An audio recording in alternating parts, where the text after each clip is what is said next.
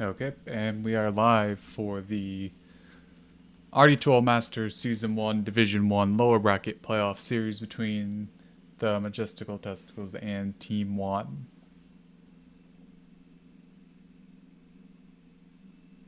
So I pull up some Dota buffs here, try to get a background. Okay, just classic Nyx ban, Oracle ban, both very annoying, Chen, Coddle as well. And the first pick puck coming out from the Dire team, very strong hero, can flex it, quite a few rolls. We have the Grimstroke response, very solid 5 hero, can silence the puck as well.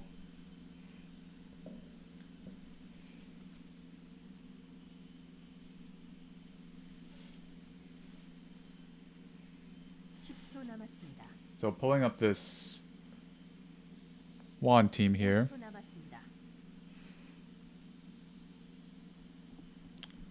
They do play a decent amount of Mars if they wanted to go for it. Could also go for like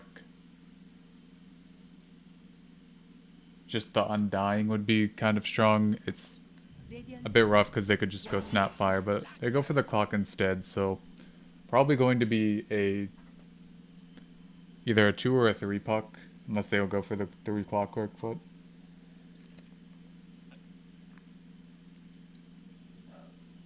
Very solid Grimstroke counter.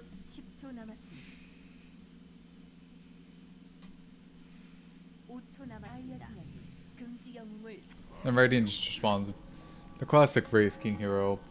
Very strong in the patch, as well as having 3 bans. Now Radiant does have second pick and Radiant, so it'll be definitely interesting to see how they're able to pick with these 2 picks. Already spending 1 on Wraith King, where they can ban out these very annoying carry heroes.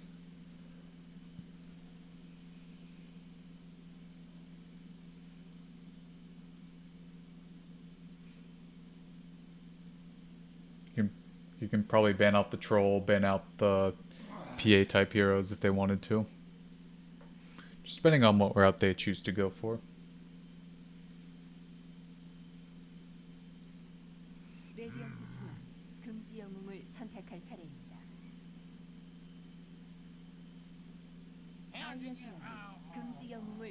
Go for the Timber ban, for the Radiant, the Pango ban for the Dire.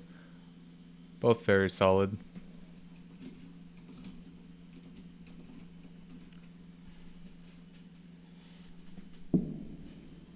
See if they go for a couple more. Alright, they ban out the Doom. Solid offlane hero. They're still leaving Tint with the Sand King. I know it's a bit rough against the Clockwork, but solid hero, can get the double burrow with the Grimstroke as well.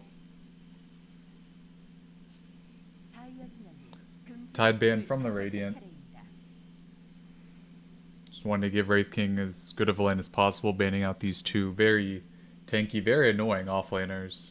Because Wraith King, you don't really want to go up and hit this Tidehunter that much. It's just going to do 0 damage. Then obviously Tidehunter doesn't... Tidehunter's kind of bad against Grimstroke because you can't really purge the Grimstroke W, but just very annoying for Wraith King to play against. So trading offlane bans, you have Pitlord and then Slardar. Slardar, yet another very rough Wraith King lane. Since your crits on an interval now, you have to try to go up and...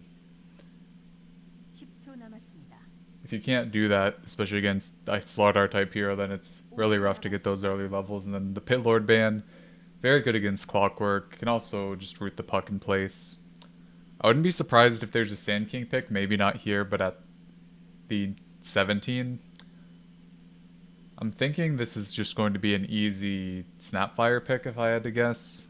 Could also go for something like a Spear Breaker, maybe not against puck Clockwork, but... Also the Marana. The Marana is a very solid hero, can also flex that in a few rolls if they wanted to for the Radiant. But I think they'll just go for the Snapfire here if I had to guess. You have the point click stun for the Wraith King. You have just a lot of vision control. You can arrow the Clockwork and Cogs pretty much every time just to stop him. Oh, they go for the Snapfire. So pretty standard for the Radiant. Mount looks huge in the middle spot. And with the Nyx ban, not really a lot to directly counter the Snapfire. Definitely leaves the Undying out of the picture. There's still a Lich in the pool. There's still, if they wanted to go for like an Ogre Magi, I know the Ignite got kind of nerfed, but I think that hero is still very strong, especially in the laning phase. Snapfire can't really ever right-click him.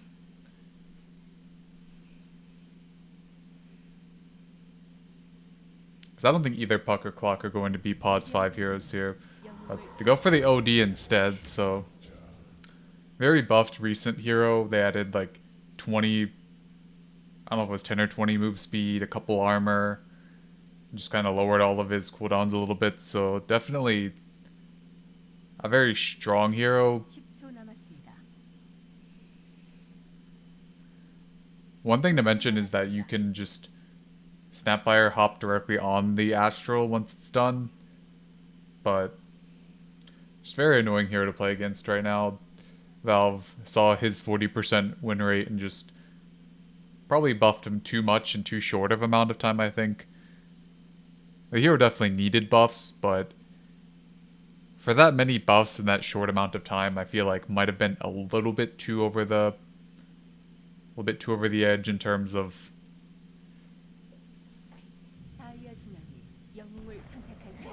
and they go for the Mars. So classic Mars Snapfire offlane combo. Pretty much had to leave their mid for last, so they're going to get carry counter picked here, but probably isn't the worst thing in the world.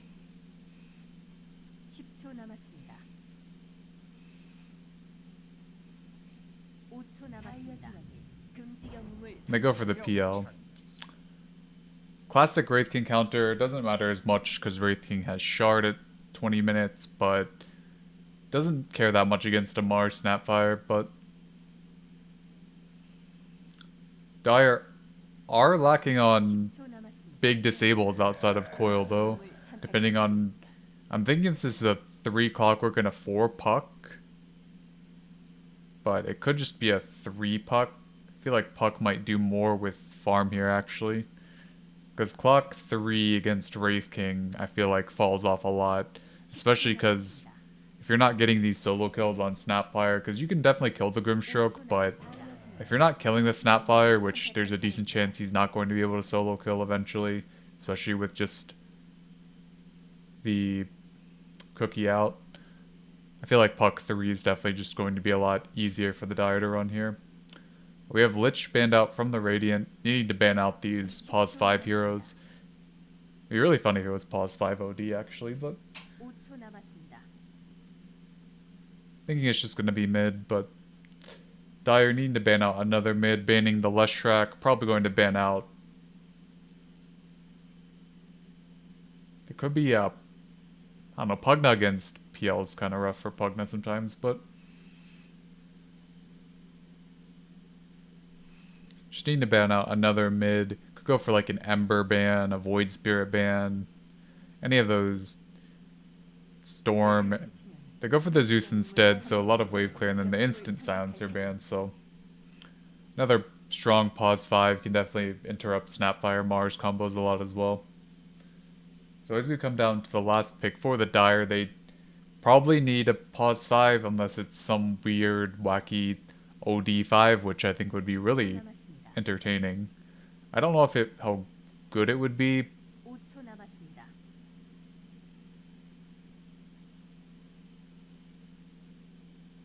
There aren't many heroes that flex 5 into mid, so I don't think they could just pick a hero and then say, okay, you can either go mid or 5 and flex with the OD. So definitely going to show their hand here either way. So there's really no point in it being a 5 OD if they can't bluff it a little bit. They're probably just going to go with a standard, Probably not Ogre with PL, but probably just some simple pause 5 hero. Like Witch Doctor could be good against 3 strength heroes. They go for the Beastmaster instead, so could be a 5 puck. I don't really think you want to lane PL plus a melee hero. Or it could be mid puck off lane Beastmaster 5 OD, that'd be really funny. But definitely some confusion for the Radiant. But you probably see either puck or OD is going mid, since even though this is Div 1, I don't think there is necessarily a surplus of different players playing on the different heroes. I think it'd probably if they check the Dota buffs, you can definitely see, okay, this player plays OD, this player plays puck.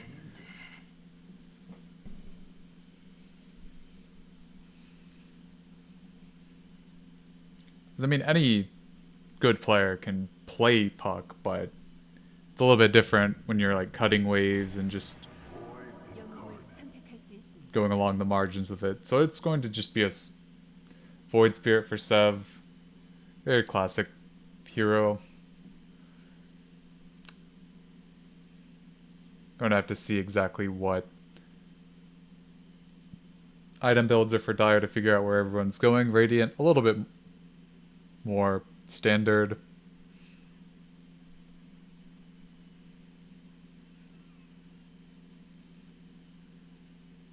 So we wait to load in here.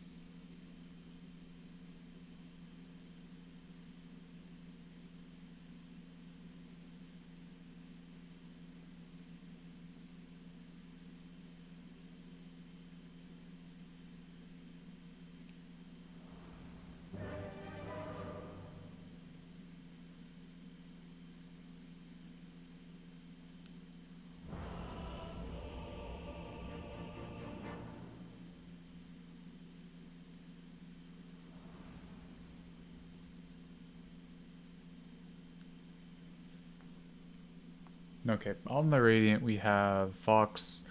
On the pause for Snapfire, already with the Winlay Sage's Mask. We have Sev on the mid Void Spirit. We have Tree on the Grimstroke with the Windlace of his own, has the smoke as well. Tint, hashtag free melee on the Mars, and Jimmy on the pause 1 Wraith King.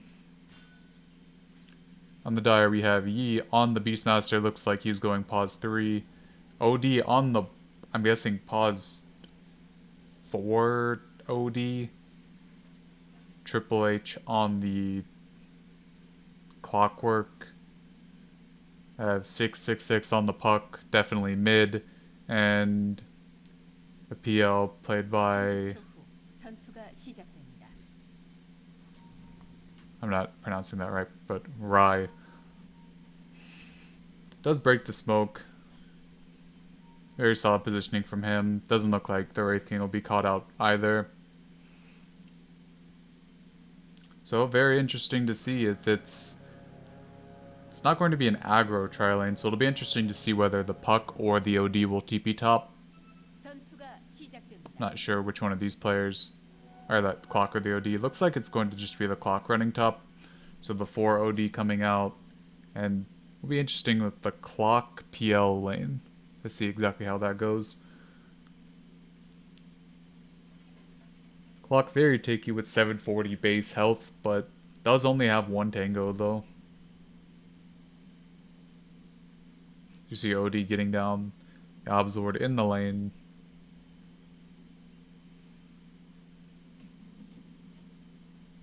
Self coming out for both heroes here. Actually, no, a Mantle coming out for the puck, not a Salve. Clockwork bringing out Tangos. Beastmaster bringing out a Salve of his own, so Courier's pretty much just trotting along every lane except the top.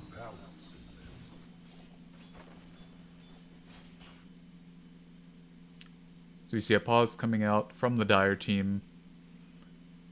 1 sec. Okay. Computer issue.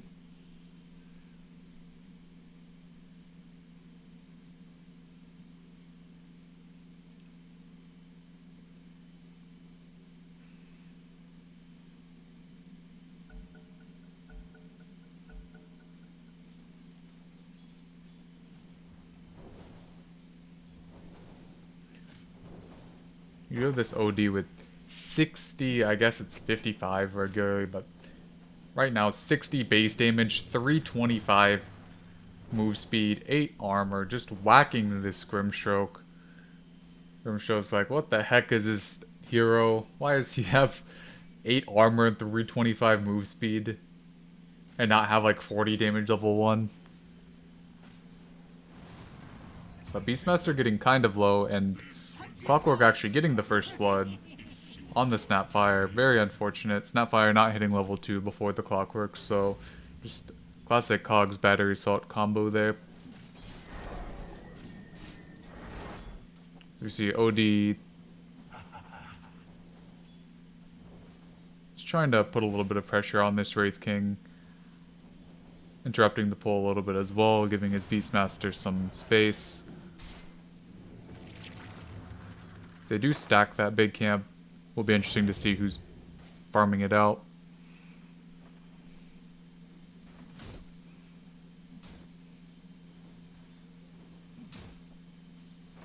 Already the Fluffy Hat, and they go on the Grimstroke bottom with the double bore along with the orb on the OD doing quite a lot of damage. Putting 16% of mana pool to damage. It's like 100 damage added, almost like 95, 100 damage added pure damage for a 27. So very strong just trading with heroes.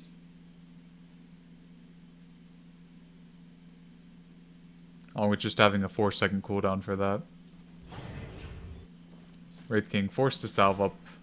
Going to get the pull off as well here. Already on his way to his phase boots, and Clock kind of catching the Snapfire out, trying to pull the wave. Does not have mana on the Clockwork for Battery Assault for a long time, so does have the move speed advantage by 10, but not really sure if this is worth it for Clockwork. No, gives up on it. Snapfire just going to bring the creeps to her own wave here. Or just drag him to Mars, I guess, but top lane, pretty much even. Mid lane, Puck ahead a little bit. I think she might have... I don't know, she stacked the small camp, but the wave is under the Void Spirit's tower, so pretty much even there as well. Bottom pretty even as well. So the only advantage for the Dire just being those couple of kills in the side lanes.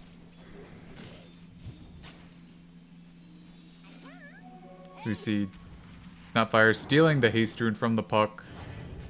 Is going to pay for it, but Puck did not have a bottle though, so not that large of a loss for the Puck, honestly. But is going to be bringing that out now.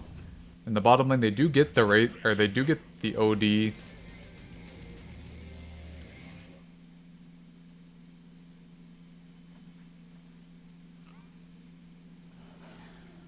I'm guessing that's just like the Wraith King thing.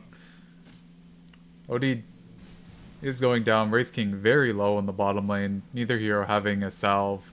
Just one tango, and now OD just walking up to heroes again. Probably just going to get this free kill on the Grimstroke. Very fair and balanced hero. Now, one thing that has to be said is that you do steal mana from Astral to use it for Arcane Orb, so it will give a lot of... will cost a lot to use it, but the damage goes up as well, so it's not that bad. Looking at runes, we see 3 from the Dire, 1 from the Radiant.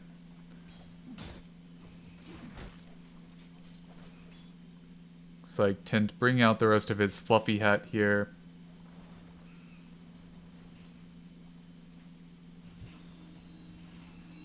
So you see Wraith King falling behind a little bit despite not having a death, but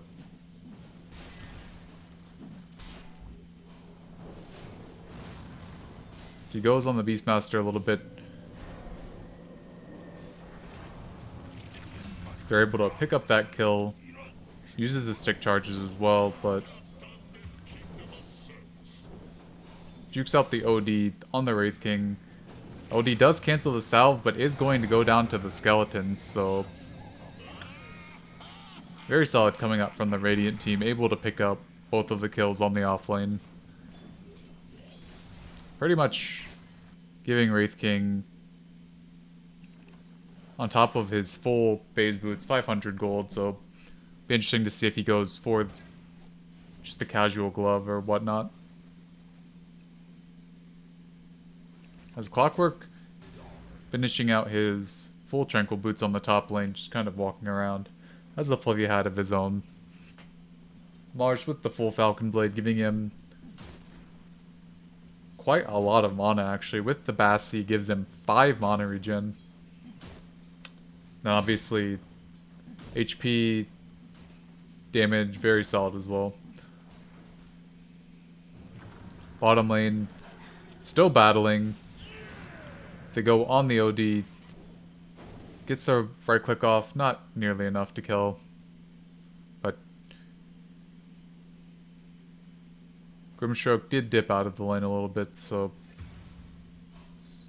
on the top lane, both mids rotate the puck a little bit earlier. Does not drop the coil, but still able to pick off the Snapfire.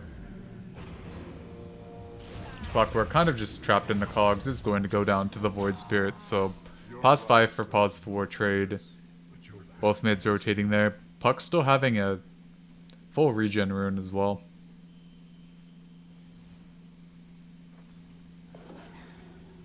So we look at neutral items coming out. We see 1 Faded Brooch from the Radiant. Dire still with none so far.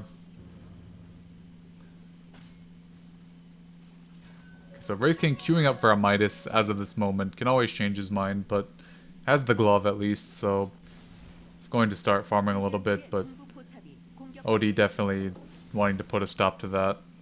Keen Optic found from the puck. Should be very solid. Just a decent amount more range for the Waning Rift as well, just giving her, or giving it a lot more range on that. So PL kind of just having to jungle, going for the Hood Rush against this heavy magic lineup. Not going to be able to farm very quickly with that, but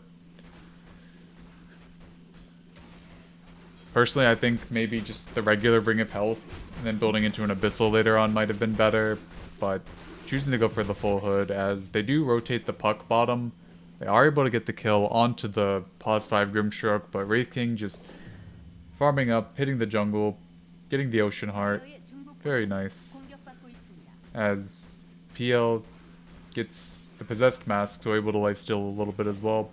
Both safe laners pretty much abandoning their lanes right now. Which means this Beastmaster and Mars pretty much just are able to be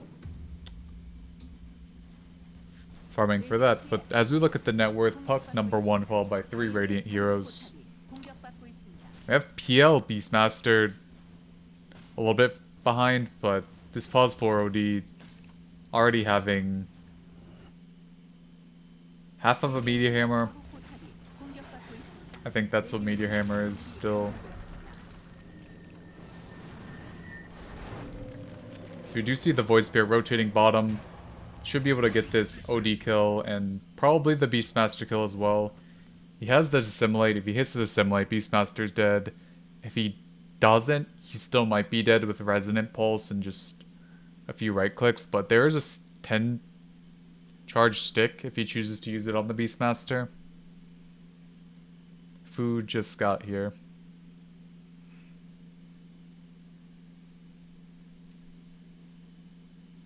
Am I dead?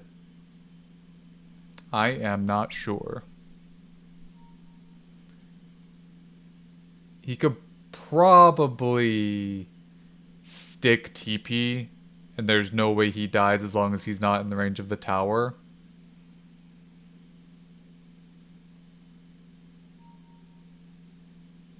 Good guy Jimmy letting him know he used his stun. Wouldn't have mana for it anyways. Okay, maybe not good guy Jimmy lying. I mean, Beastmaster could just stick TP if he doesn't get hit by the tower, but might choose to walk it off. I mean, if he walks in range of the Ether Remnant, I think he's dead because he won't have the time to stick, but I mean, I'm sure if you're Beastmaster, you see, okay, Wraith King doesn't have stun, Void Spirit doesn't have any disable past this Remnant that's right in front of me. I have a 10 charge stick. Wow, Beastmaster only has 3 armor? Jeez, I thought that Era had like 5. What the heck? Must have 3 armor. Very unfortunate.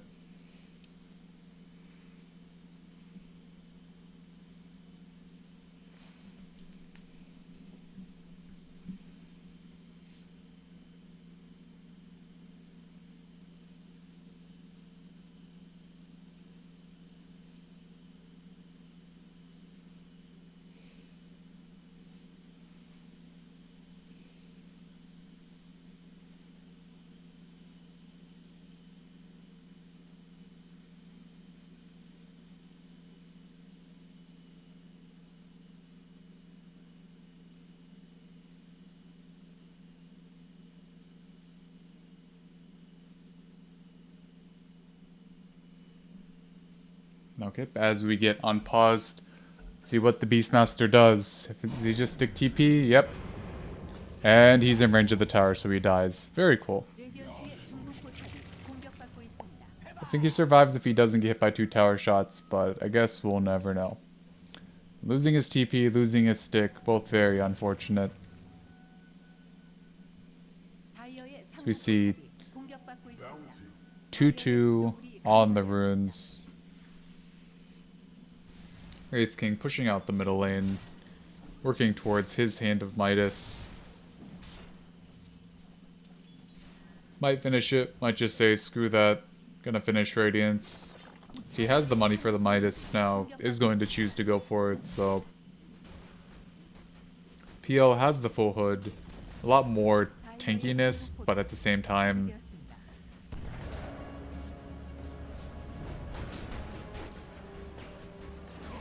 Very good business decision from the Mars, choosing to use Arena.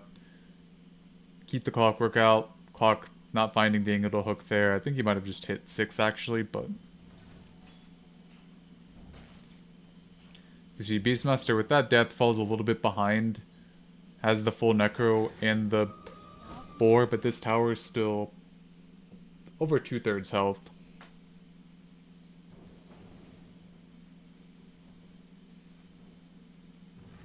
Definitely be interesting to see if Grimstroke tries to risk his life.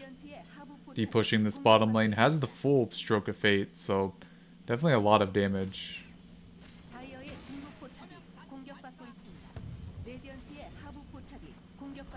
Radiant choosing to pretty much just give up on this bottom tower. Probably the best decision. Die rotating in with the Clockwork. Are able to get the Void Spirit and the pushback. And the silence as well. Not really anywhere for Void Spirit to go between 4 heroes there. Maybe try to break it going up high ground, but even then kind of rough. So we see salves going out from the Radiant. Treebeard with 50 salves in his quick buy.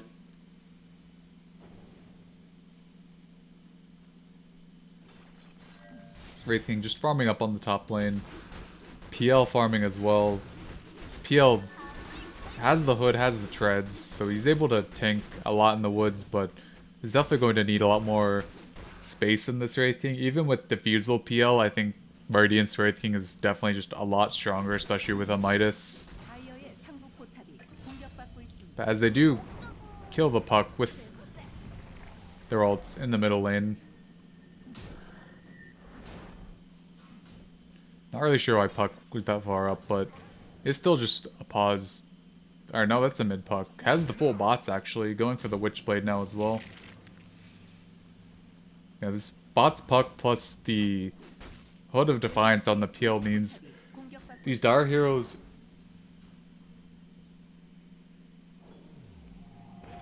aren't going to be the best at fighting for a while. So we see not Necrotube, just TP coming out from the Beastmaster.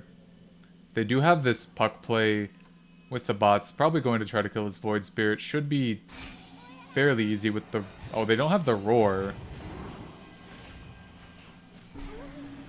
Still are able to get the Void Spirit. Just all that magic damage between the two heroes and the Beast summons, but... So the Puck bots do come in handy there, are able to just TP onto the Beast summons. Are going to have to get quite a few more of those kills though. Especially on this Wraith King. Like this Void Spirit's already falling behind a little bit. And that kill was really only 300 gold for the Puck, or the Beastmaster rather. And Puck probably not getting that much as well.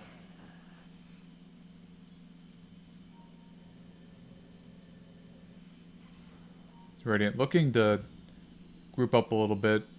Try to catch out any of these heroes. Not able to catch either of those, but Mars almost having his blink up. Wraith King just farming the jungle. PL farming the jungle.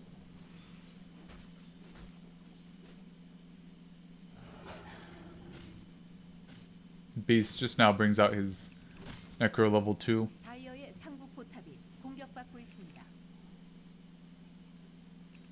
OD finishing up the Meteor Hammer, has the level 4 Astral as well, so probably able to solo kill heroes at this point with the Arcane Orb as well.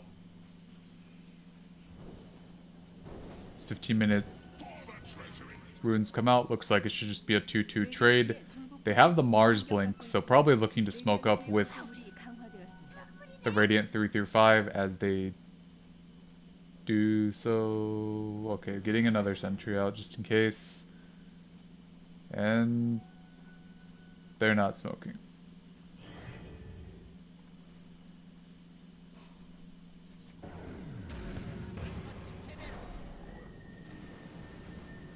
Okay, as they get a Meteor Hammer on the Void Spirit, he's able to get out. No cogs coming out there.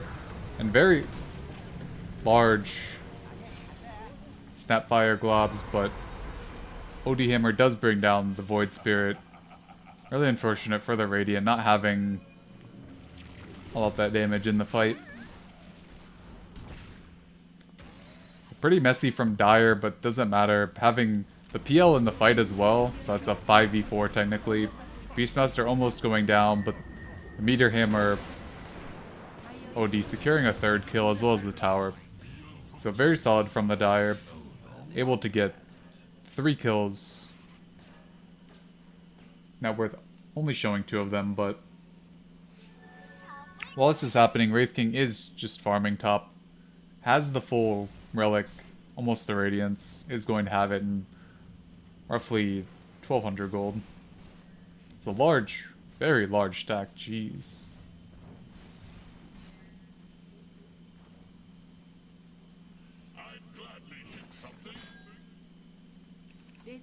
Not even sure who's really supposed to farm that before 30 minutes. Dire trying to push bottom a little bit. Got a lot of chip damage on this tower. Arena coming up from Radiant.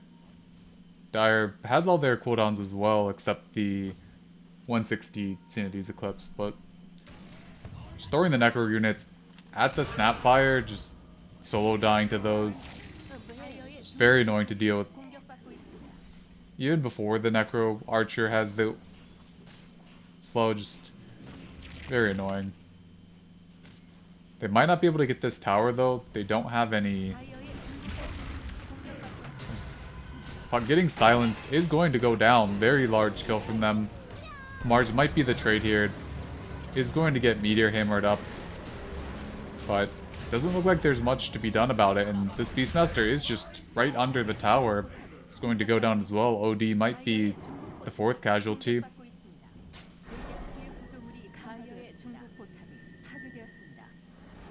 So it started off really well for the Dire, just trying to push in this bottom tower with not really a lot of damage. Just Puck speared to the tower and then Beastmaster Clockwork just in no man's land. So they're trying to go after this PL, not really able to catch him. But PL does have the Diffusal going for the SNY, but Wraith King Radiance is out at 18 minutes, along with the Midas, so we're going to continue to scale, continue to get more levels on that as well. And should have just enough gold for the Shard at 20 minutes, so not going to have to worry about that Diffusal at all in the Wraith King.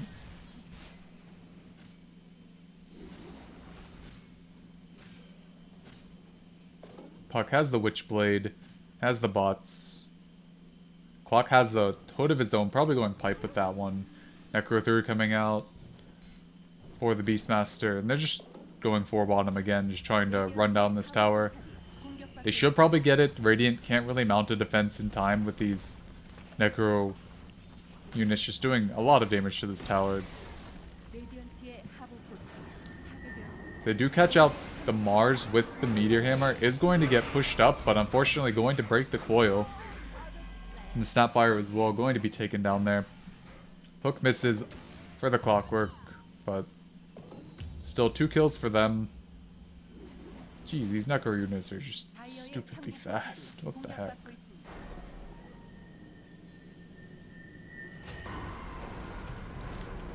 As they do catch out the Grimstroke.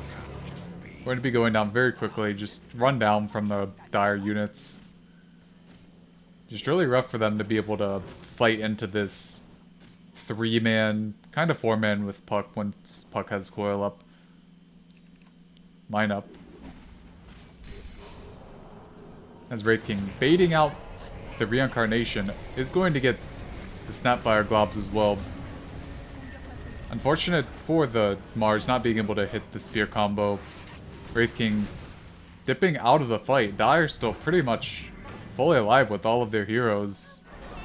Are going to be pushing. Trying to get this Mars. It is very tanky on the Mars. Might be able to blow him up, but no. The Beastmaster going down. And PL being on the cogs. Mars is going to go down, but Wraith King back in the fight as well. Is able to stun up the PL. Is going to crit him down as well. Very far from the Dire as they lose 3 heroes there. So Dire winning the fight around the Radiant Ancients, but trying to push too far. Are going to feed this PL, who was not able to get really on top of anyone in that fight. Did do the most damage, but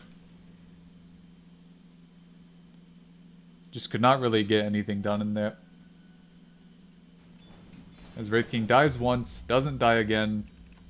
Has the Shard coming out to him as well, so going to have the Skeletons and the no mana cost.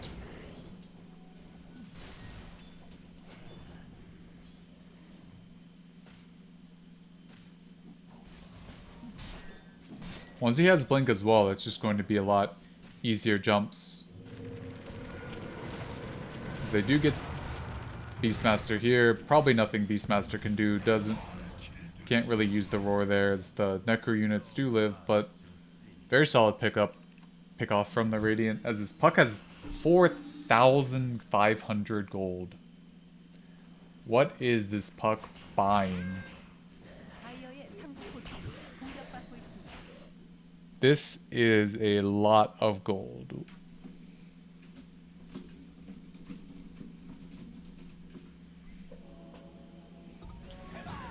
It's just going to be a Hex, or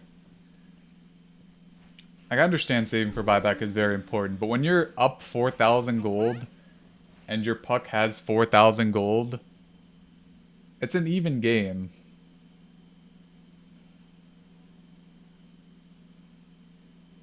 Okay, we're still thinking about it. Very cool.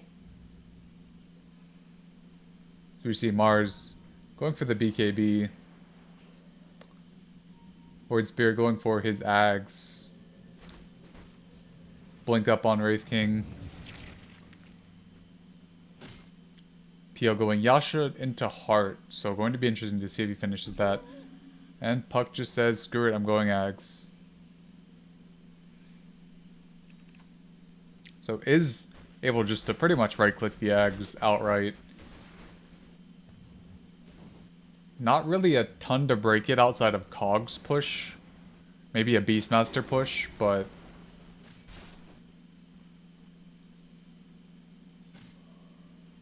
definitely going to be interesting to see Puck able to pretty much farm out the entire map here.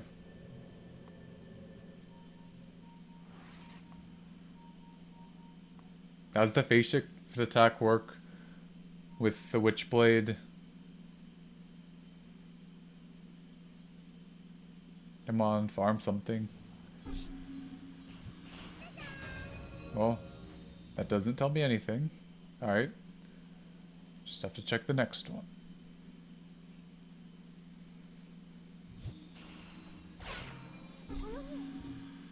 Alright, looks like it didn't work on the other units, so... this Puck does TP top. They are going on the Wraith King. They are able to break his reincarnation. Big Mars ult coming out. Does not have Spear off cooldown. Does get silenced as well, but Puck very, very low here. Is going to die as well. Clock going to follow. Very ambitious play coming out from the Dire. They do get the reincarnation, but that just very ambitious. They use the roar and really not able to get anything out of that. Just Wraith King very strong in these fights, especially. Has the shard, has the full Wraith Fire Blast now, is level 19. Does go for the strength, so also very tanky on the Wraith King. Only 3 strength per level, but even with just the Aquila and the strength talent having a decent amount of health. You see 25-minute runes coming out. Should just be a 2-2 trade as well. Clockwork going to try to steal. Has the hook shot up. Is able to get into the pit. But unfortunately not able to get the Aegis itself. Very solid Remnant positioning by Sev on the Void Spirit.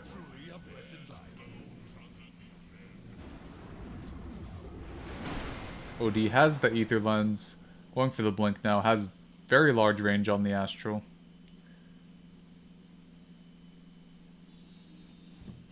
This Puck now going back for the Blink. After the bot Switchblade eggs. This Puck's still the #1 farmed hero on the Dire. PL not really able to be getting into these fights that much. It's still 3-1 and 4, but also sees Puck just taking all the farm in the jungle, but going for the heart on the PL is about 1200 gold from that, so be interesting to see if he's able to tank up a little bit more for that. Wraith King is going for the Overwhelming Blink as the next item, only needing about 600 gold to finish that off. Overwhelming Blink.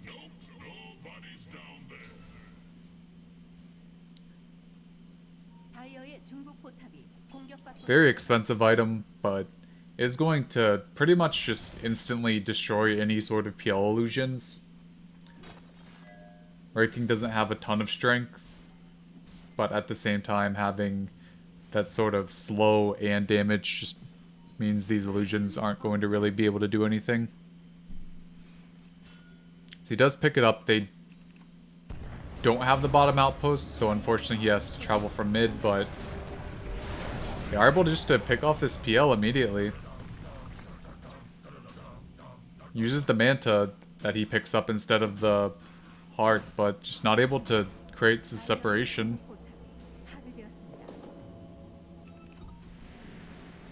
As his Puck's just back to farming. Picks up the Blink. OD's just kinda trying to save his clock hero. Is able to get the hook shot up, but Unfortunately, Radiant with a lot more jump. As this Void Spirit also has the Aegis from the Roshan, so Beastmaster almost getting run at. Might be still getting run at, honestly. Has the range for the Wraith Fire Blast and double jump. He's just dead.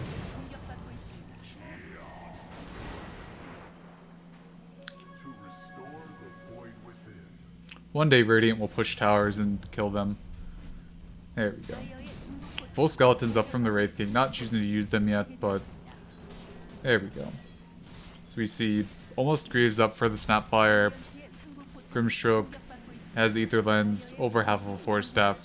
Puck Void Spirit kind of just zooming up.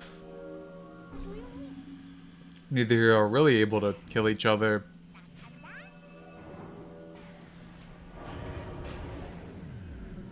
Puck having over almost 2,000 health, but can't kill the Void Spirit either just because he has Aegis and also 2,000 health. But BKB ult used by the Mars, nothing really coming out from that. Looks like PL just fine there. You see Kaya coming out from the Void Spirit, going for the full Bloodstone. Trying to tank up and leech off these dire heroes. BKB up soon for the Beastmaster. PL going back for the heart again. OD has his blink as well, so OD already having more, or about as much farm as the Beastmaster, but so OD really falling off after a very solid early game. Is going to find the Grimstroke here. Should just be an easy kill, but the Void Spirit jumping in as well. Looking like it might just be a trade. Beastmaster for the Grimstroke, but Clockwork also going to fall here. Uses the hook shot, not able to create that sort of separation he's looking for. As Wraith King jumps as well. It's going to hit the OD. OD astraling him back. And PL kind of just dips.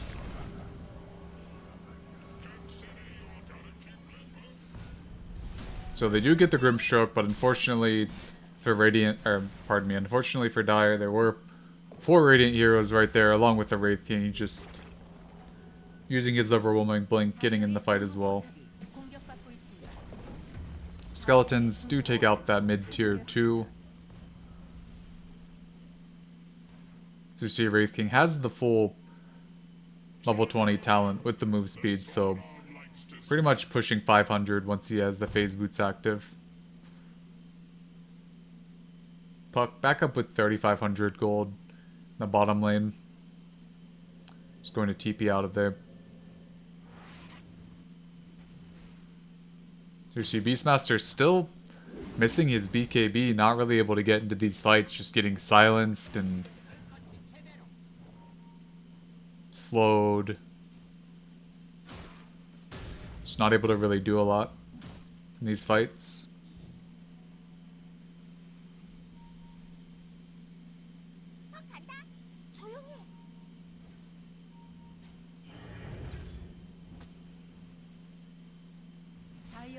So you see AC next on the docket for the Wraith King. Over halfway there.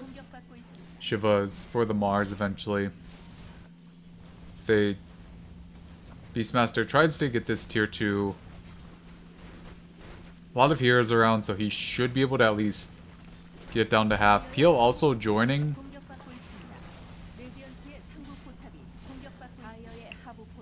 They do glyph up the tier 2 and smoke behind him. They do get the OD pretty much immediately. Clockwork does go in, but unfortunately goes into pretty much his demise as everyone's getting destroyed by this Wraith King at this point. The real PL also getting soulbound there, so very unfortunate.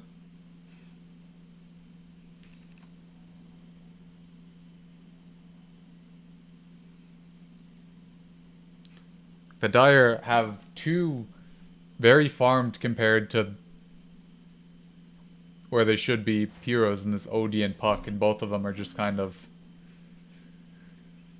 not able to win the fights for them. Like, this Beastmaster has his BKB now, but hasn't had it in the past 3 fights, and then this Clockwork is pretty much just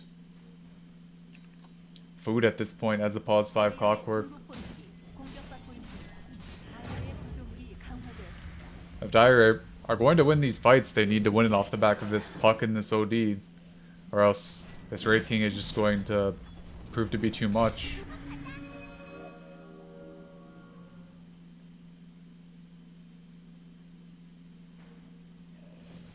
As the full AC is out for the Wraith King as well. Dire tier 3 down to about half, but Radiant choosing just to get the outpost, farm out the map, make sure that Dire can't get another foothold in. This full Grief's coming out for the Snapfire as well.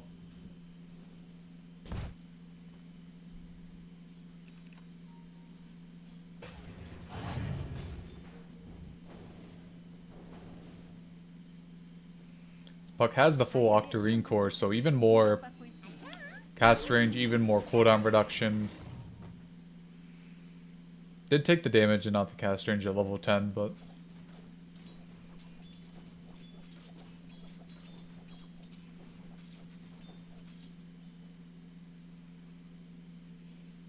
just waiting for the hero to come for this wave. It isn't really pushing anywhere though, so Puck just choosing to shove it in. So we see Roche up very soon, about a minute left on the respawn timer.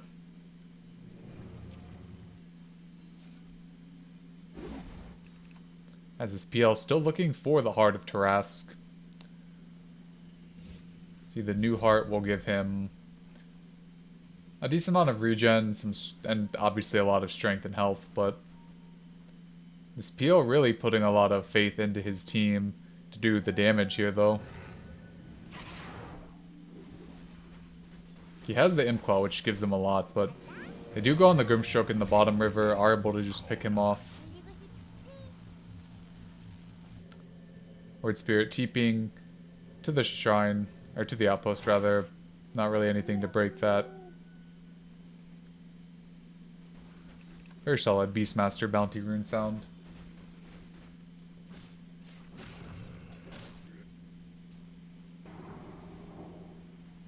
They do put a Remnant into Roche. We'll see it in about 5 seconds, but Dire will see it as well.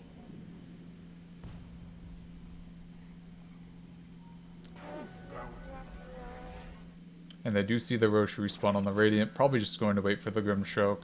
Get the rest of these lanes shoved out here. So Dire just feverishly push bottom. They're going on the Snapfire. Beastmaster BKBs as well. Wraith King in as Snapfire survives for a very long time with the Greaves. They do get the coil onto the Wraith King. Puck getting very low. Probably not able to blink from this. Does orb, but unfortunately not far enough. But is able to get another Waning Rift into a blink off. Dire not really losing this fight off the bat here.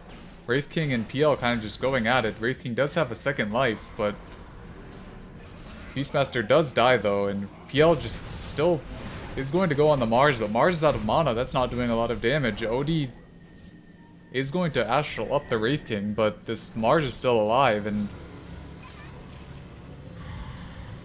is going to Shiva's up and get the double kill on these heroes.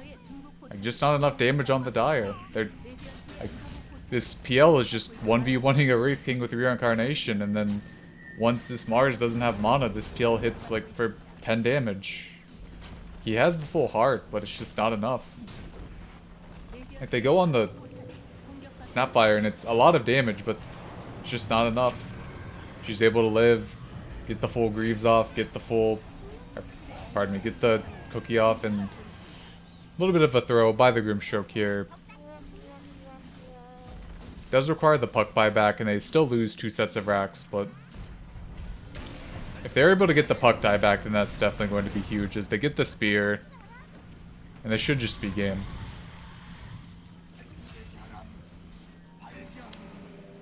Dyer might choose to play it a little bit, but this should just be game. Puck dead for 100. And yeah, Wraith King Dota.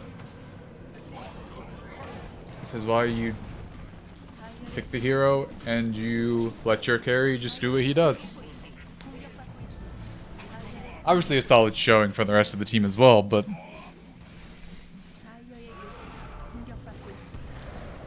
Beastmaster uses BKB, uses his roar, last ditch effort.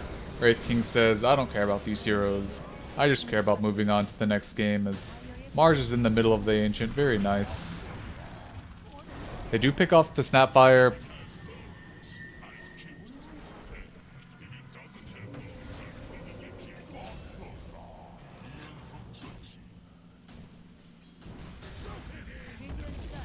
And that's game one. And that's... Ban... B.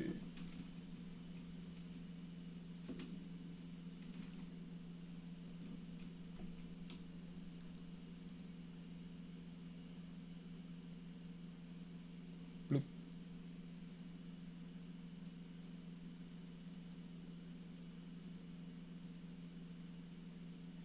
Okay, and that's game one. Going to the Majestical Testicles. We'll be back for game two in a bit.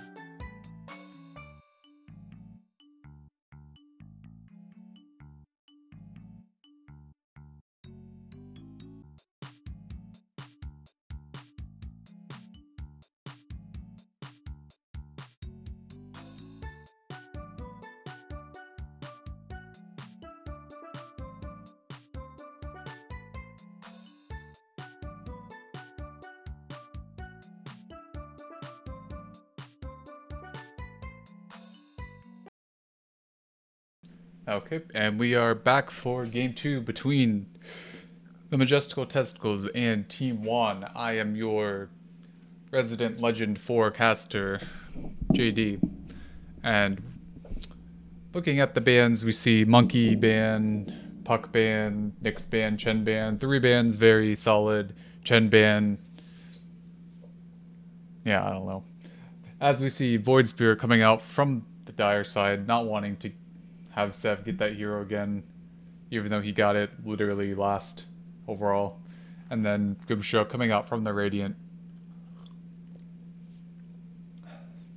So we see the Logistical Testicles getting Radiant and second pick yet again. See if this Dire team, if they pick the Oracle now as well. Solid pause 5. I think Radiant banned it last game, first phase, instead of the Monkey, so... Or no, I think they might have banned Monkey, Oracle, and Dire banned Nyx, but either way. They do leave the Wraith King in the pool if the Radiant choose to go for it.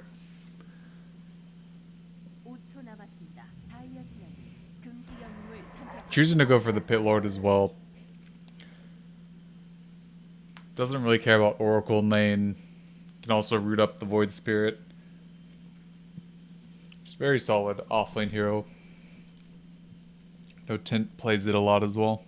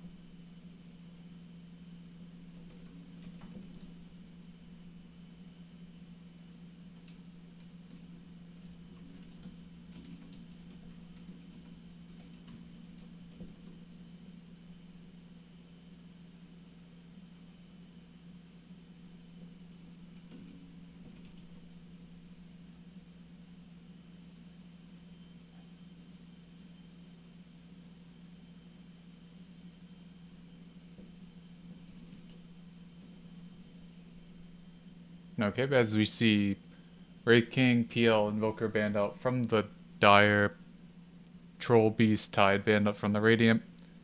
So both teams just targeting a lot of core bans, and the Shadow Shaman coming out from the Radiant, probably going to be the pause 4.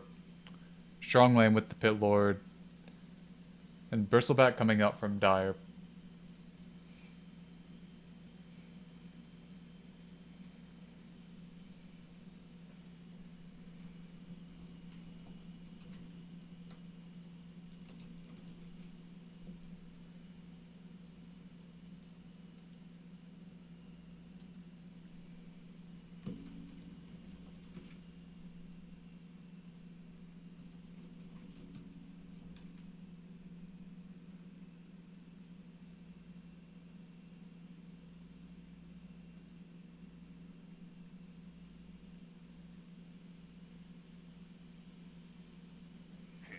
You see Slark coming out from Radiant, countering the Bristleback, just hitting him quite a lot.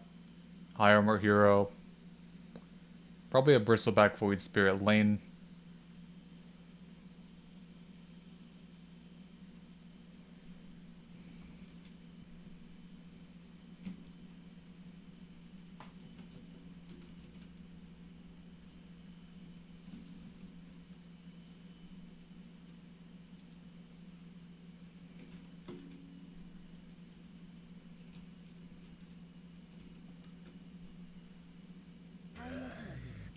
We see the Doom coming out from Dire. It might be a mid Bristle, might be a mid Doom. Just depends on how they choose to play it.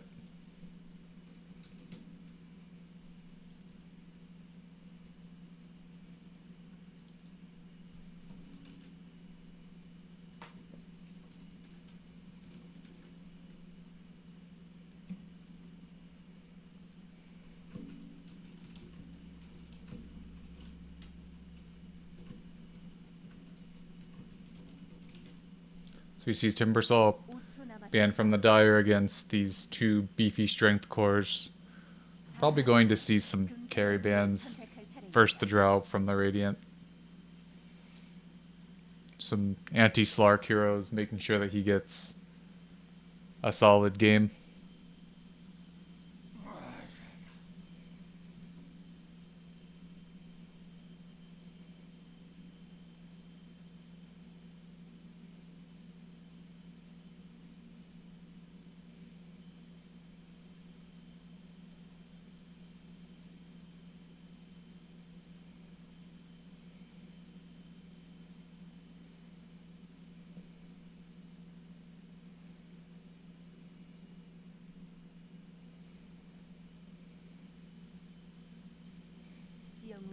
See Viper banned from the Dire.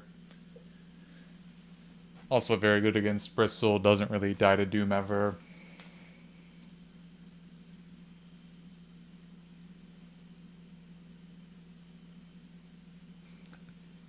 See what other carry hero they choose to ban. They banned the Anti-Mage. Farmed Anti-Mage doesn't really care about any of the 4 heroes on Radiant. Slark leashes them. Slark just loses all of his mana at that point.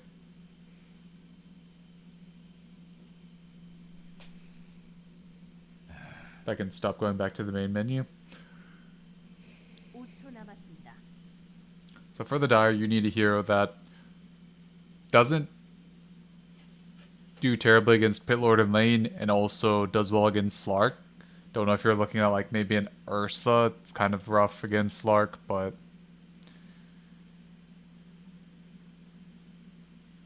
just need this sort of hero that can kind of do both.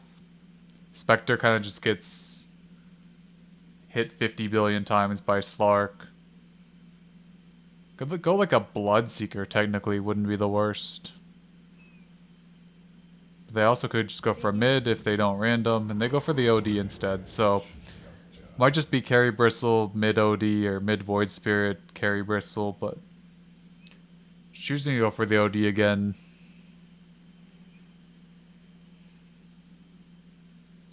I mean, now if you're Radiant, you don't really know which one of these heroes is going mid. Could be Doom, could be Void Spirit, could be OD. Either way, probably just going to go with, if I had to guess, a Pango. But could also just go for some Ember, Void, Storm. There aren't really that many catches on Dire. Like you have the Remnant on Void Spirit. You have the Root on the Oracle, which takes forever. And then you have like Infernal Blade and Astral, so they go for the Zeus instead, so still not a lot of catch for the Zeus. He's just going to be able to sit in the back, not really care about anything. Will be interesting Zeus against Oracle, though.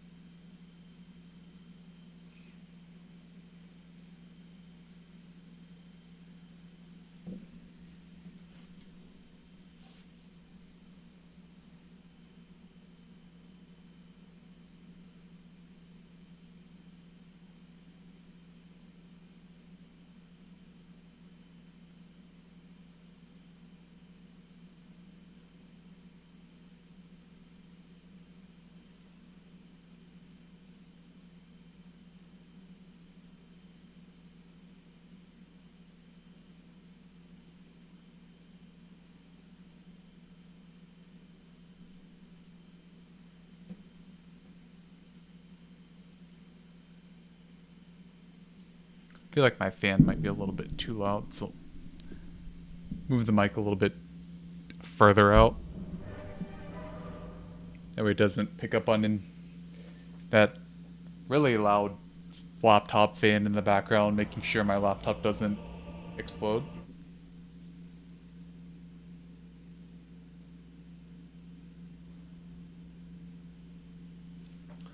Okay, as we get into the game, we see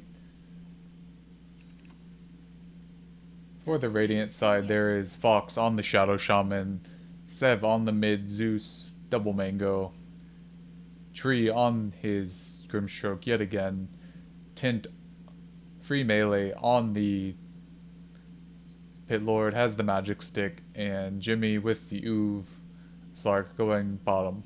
In the diary, we have 666 on the mid Void Spirit. We have Rye on the carry Bristleback this game. Yao2 on the pause for OD yet again. We have Yi on the Boots first Doom, and the Oracle played by Triple H on the top lane. So, interesting enough, we have a Boots first Doom and a Crown first OD. So OD with a lot of stats, level 1. This Doom probably just going to try and creep skip a lot. Looks like he's just going to get the first range creep immediately with the Devour. Not really a lot you can do against this sort of Slark Grimstroke lane.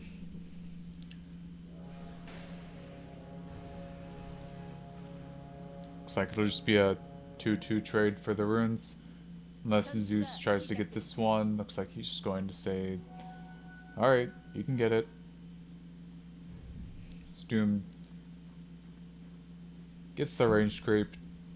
Might take the long way around. Looks like he's going to.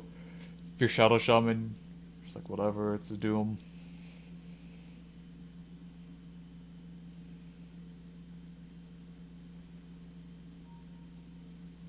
Shadow Shaman very slow getting to the top lane though.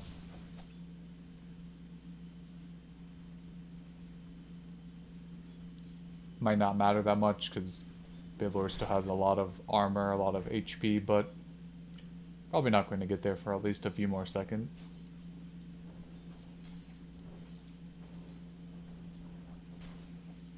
If you're Doom here, definitely don't want to get run down by these heroes. Just barely misses with the Stroke of Fate. Probably wouldn't have been a kill, but definitely going to hurt a lot.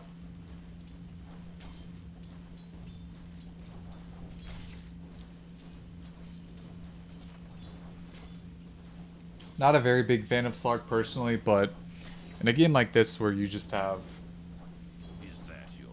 a very solid Slark game as long as you don't get doomed. And I mean, knowing Jimmy, the SNY is going to be a very stable pickup here, just giving the 25% status res and making him pretty much just live through Doom. A little bit of a misplay by Radiant. Not on the same page really with the ink swab, but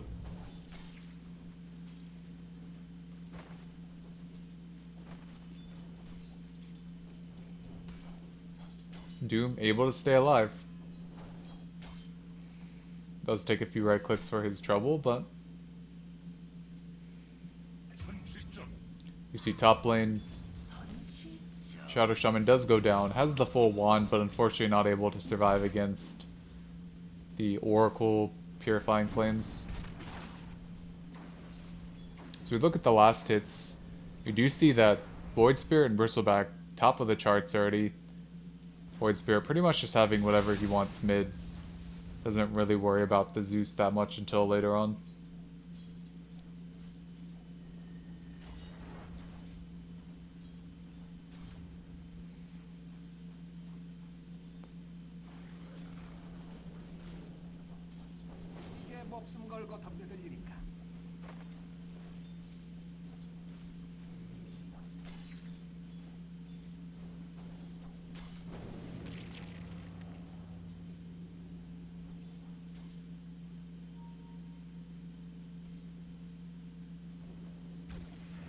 You see Radiant trying to get a pull off in the bottom lane, OD interrupting that a bit. We'll take about 4 hits for that.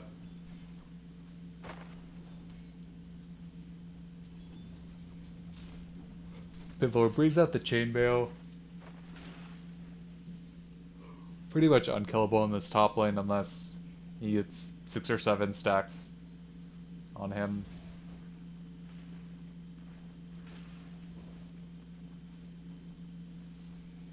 So overall, top lane, pretty static. No one really going to die at all. Mid lane should be pretty static as well.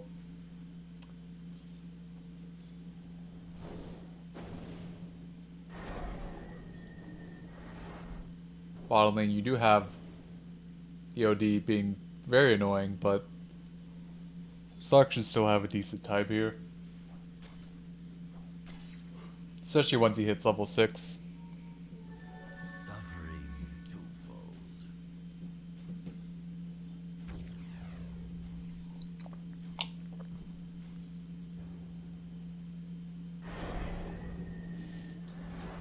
We see Void Spirit, OD kind of stacking their disables, but still able to get the kill.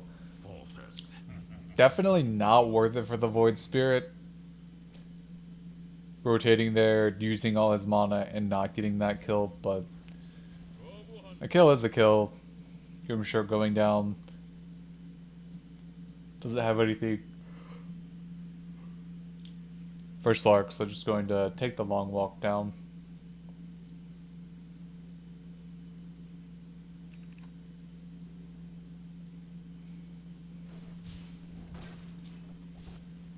So we have a very interesting standoff between Oracle and Shadow Shaman. Doesn't look like the Oracle's winning this one. It's forced to salve up. Might take...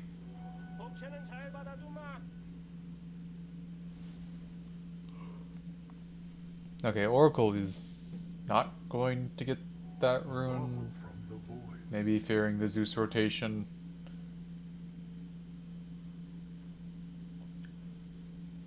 Void Spirit grabbing both bounty runes bottom. Might try to look for a play onto this Slark. Slark not level 6 yet. Does have both jumps. They are able to lead with the taunt. Are able to pretty much just get all of the damage out. Solid kill on the Slark. Are going after the Grimstroke as well.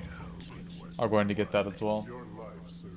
Very solid gank from the Void Spirit. Able to get pretty much all of his spells off.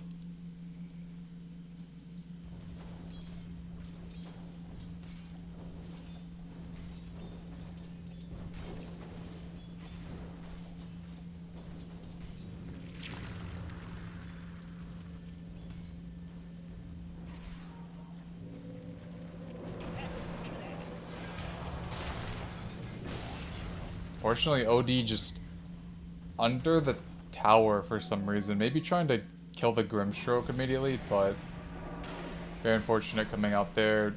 Oracle TPing mid. They only have the one dissimilate, so unfortunately not able to get anything from that.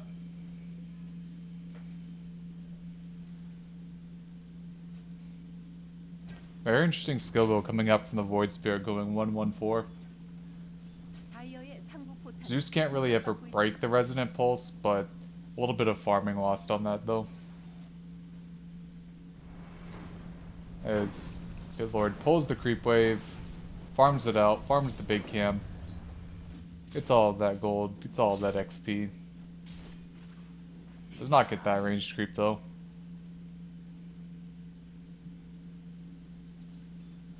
As Slark almost hitting level 6. Very close to it. Probably going to just hit it off the next couple wave, or next couple creeps.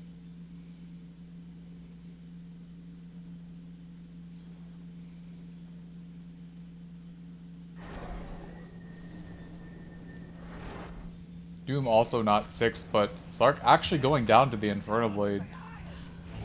Very unfortunate, as they do TP in, they do rotate the Shadow Shaman, but Shadow Shaman just getting doomed is going to not get denied, unfortunately.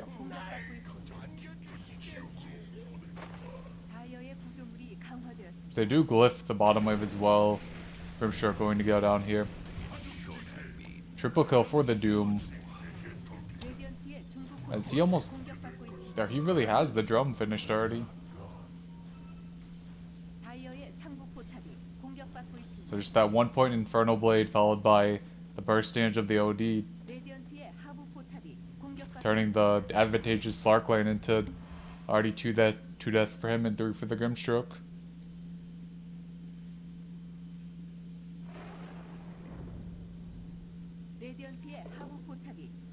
So you look at the net worth chart, Doom is the clear winner. Even with just the max Scorched Earth able to just take over this bottom lane. Had to start the boots first, but was able to clean up some early misplays and turn it into a 1 lane. So we see Slark moving up to the top lane. Has his level 6, has his treads. We're going to try to match this Bristleback here.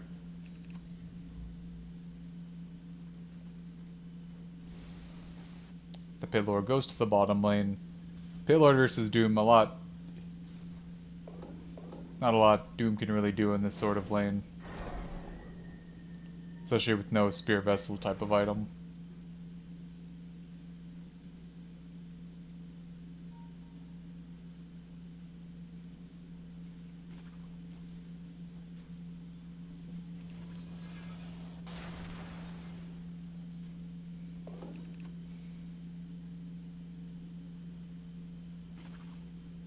Going to be very, very interesting for the Radiant team how they make space for this Slark hero, because he doesn't really have that much of farming potential. He has Dark Pact, but usually he would have already had to... Usually Slark would already like to almost have Shadow Blade at this point, but Zeusalt coming out, scouting out the Dire team. Oracle getting very low, but should be able to live still.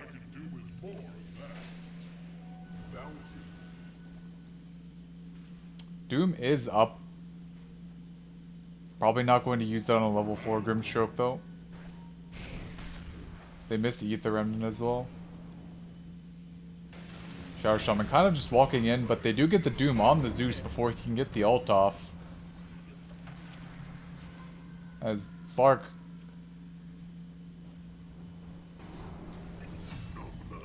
okay, Doom just kind of running in circles, trying to kill the Zeus, going way too far. Zeus does get denied. And the Doom dies as well, so a little bit too far for the Doombringer. A lot of space is for the Bristleback, does have his hood up. A little bit of space for the Slark. Going for the Echo Saber, so thinking, okay, I need to farm a lot more in this game. Going the Shadow Blade, it's a little bit too all in. So OD has the Meteor Hammer, Naked Rush, now just bringing out the boots, but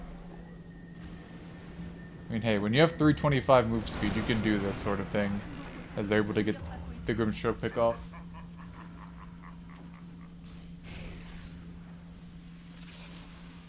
Pit Lord has the full Vanguard, so definitely not going to be going down anytime soon to just Doom OD.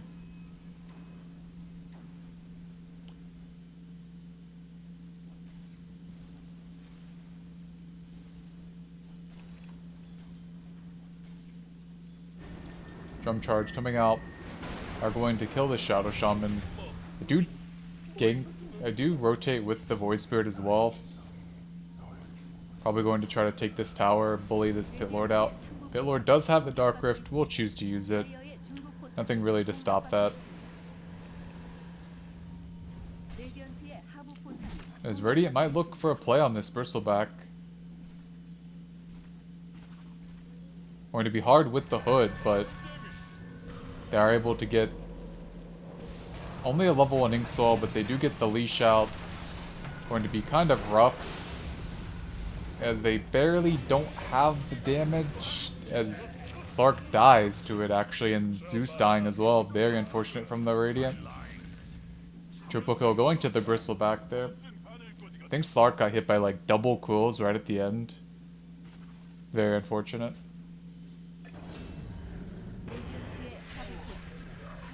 OD dying for the tower bottom.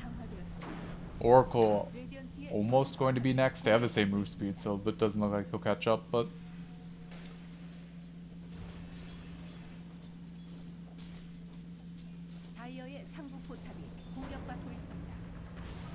Doom coming out on the Pit Lord bottom. Does juke them in the trees. But is found by the Doombringer.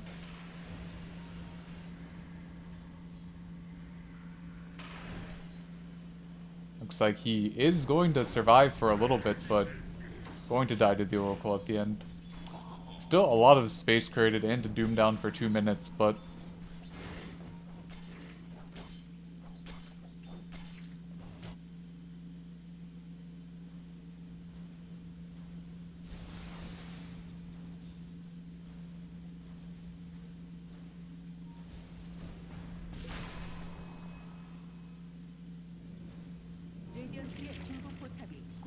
so you see Void Spirit has the full Yules already. Bristleback going for the Vanguard, has it on the Courier. OD going for the kill on the Zeus. Can't solo kill him, but with the Oracle help. Pretty easy kill. Only 1100 health on this Zeus.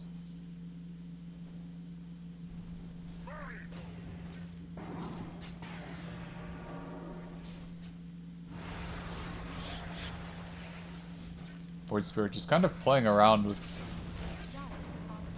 the Pit Lord. Void Spirit not dying. Shadow Shaman still not level 6, unfortunately. Both teams kind of just run in.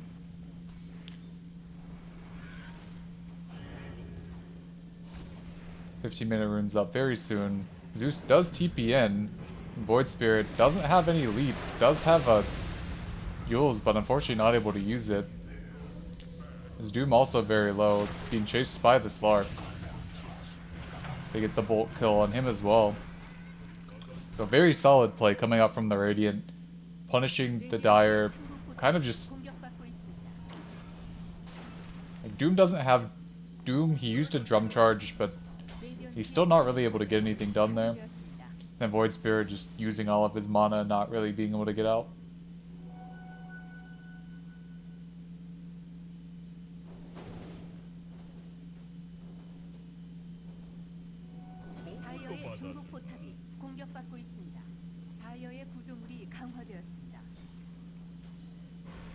So look at Doom coming out on the Pit Lord again, going to be going down.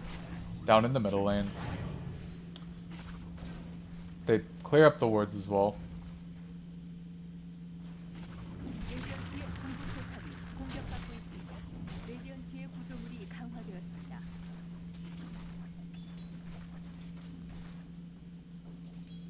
Slark does have the Echo Saber flying out to him, as they do get the pick off on the Zeus in the top lane.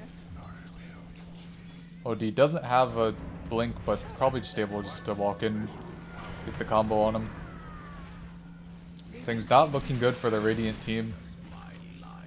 Able to just walk up to the Grimstroke as well.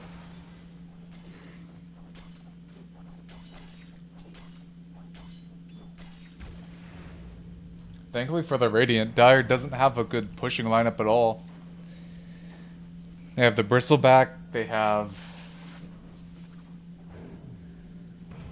the Meteor Hammer, and that's really it in terms of tower push. So if they're able to somehow turtle with this Zeus Pit Lord, maybe Slark gets 1 or 2 items, gets a good fight. There's still a lot of potential for this Radiant team to come back. It's not like Dire's running some one fight and they just take your base type of lineup here. That being said, the Bristleback has the Shroud up. If he does get the Crimson, it's going to be very hard for them to stop a high ground push as long as Dire's able to get in the right position for it. But Slark able to avoid the 3-man gank from the Dire. As they look to push this bottom tier 2, Radiant kind of just farming out the map, making sure that they aren't able to get anything. Doom is going to be caught in the middle lane, but it's actually 4 heroes from the Dire able to burst down the Pit Lord and the Shadow Shaman. So the Dire gank squad just invading middle, baiting out the Doom, and then 4 heroes are just there.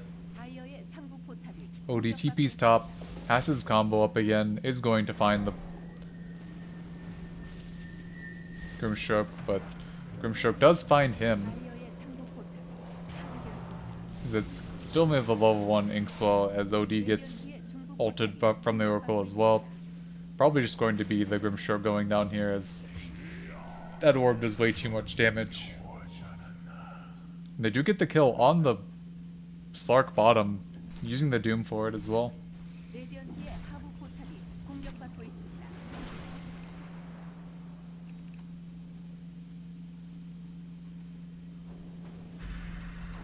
So you see Pit Lord doing what Pit Lord does best.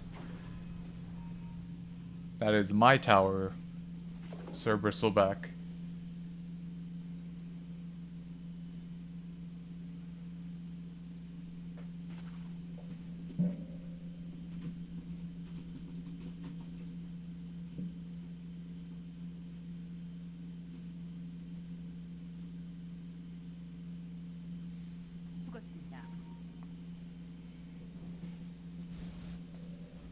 You see the Zeusag's about halfway finished.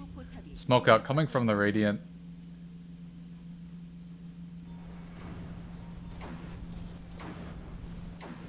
Do push out the middle wave a little bit. If they only find the OD, probably not the best gank, but it's at least a target. Are going to find him as he does try to go on the Zeus. Does finish the Meteor Hammer channel, but unfortunately does go down. They're going to trade that bottom tier 2, but very hard tower to try to defend in the first place. They do Pit Lord ult to it though, so they are going to try to defend this as they do get the root on the Bristleback. Doom going to BKB for that. Bristleback still stunned. Are going to turn it around though. Not really anything to stop this Doom BKB.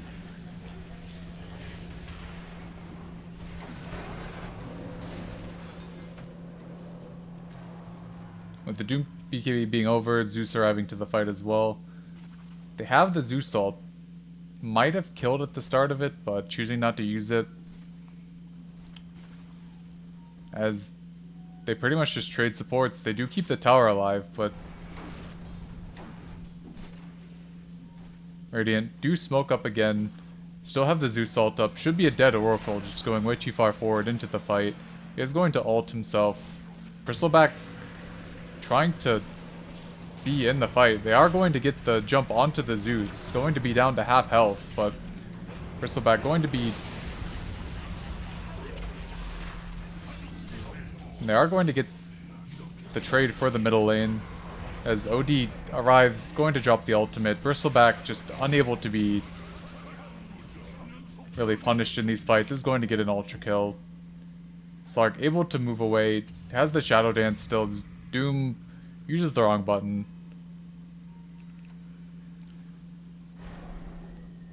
Why does OD have 485 move speed here? Who allowed this? I thought this was a good idea.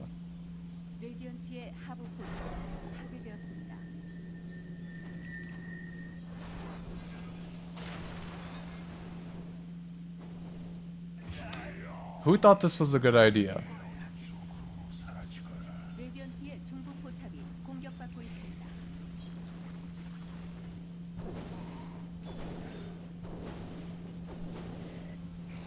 Anyways, 18,000 up on the Dire. Might be hard for them to push high ground, but any of these outer towers pretty much just forfeit at this point. Not really much Pit Lord can do except delay the inevitable. Unfortunately, these three heroes don't have any stuns, so is going to be able to get that deny.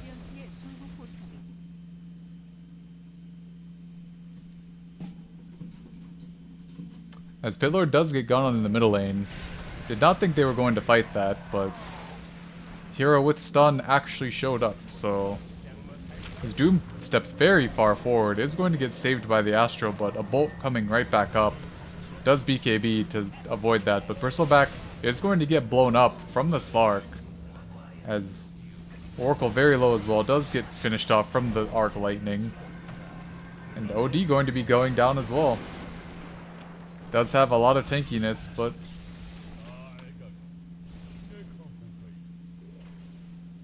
So it looked to be bad with the Pit Lord. Actually ends up being good as Dire just walk up high ground for no reason. So that's a easy 2k gold swing for the Radiant. And also a lot of XP as well.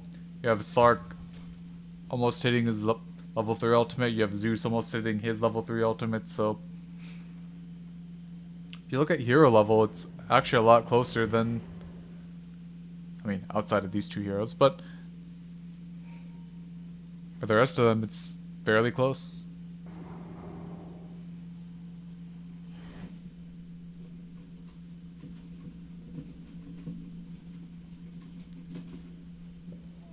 Okay, I did not expect the Slark to die there. Looks like he was doomed up.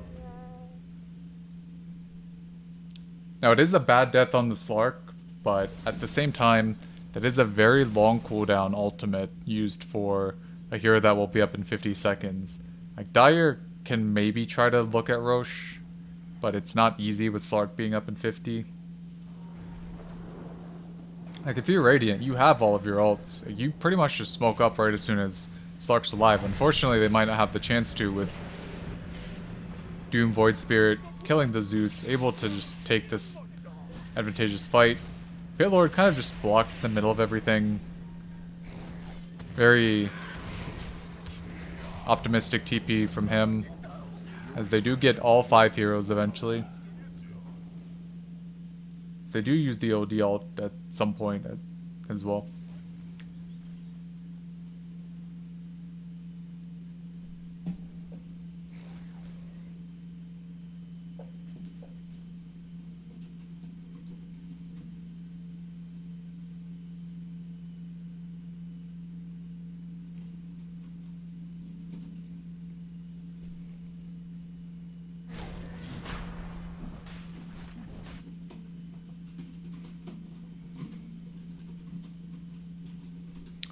As Dire are able to finish Roche fairly quickly. Do have the minus armor from the bristleback as well. So he has the full Kaya Sanj item as well. So lots of spell amp for that.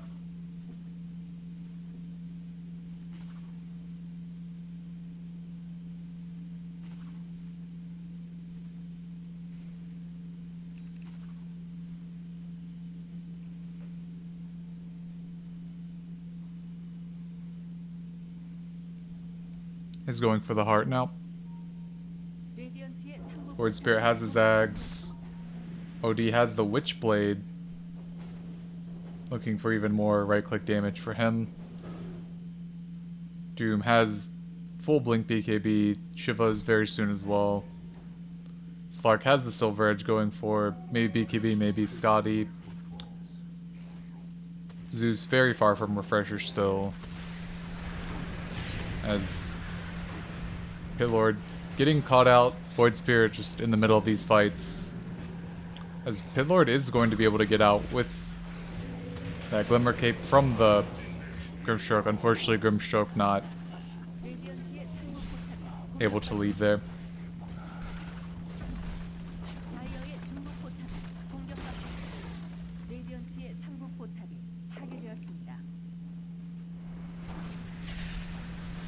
As they have to try to find a way to get to this bristleback. Unfortunately, not anybody else on Dire can push up the high ground, but okay, never mind. Bristleback can't really do it by himself either.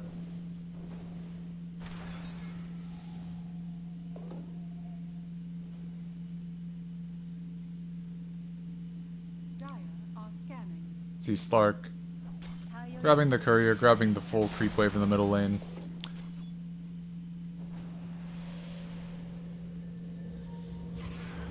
Oh, they do get the hoof stomp on the Slark. They don't have the Doom mana, but are able to at least cancel that TP.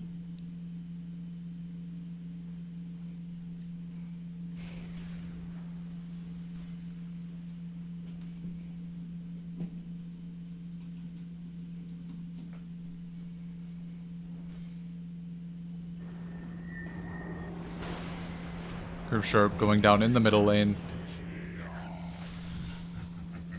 to the astral combination.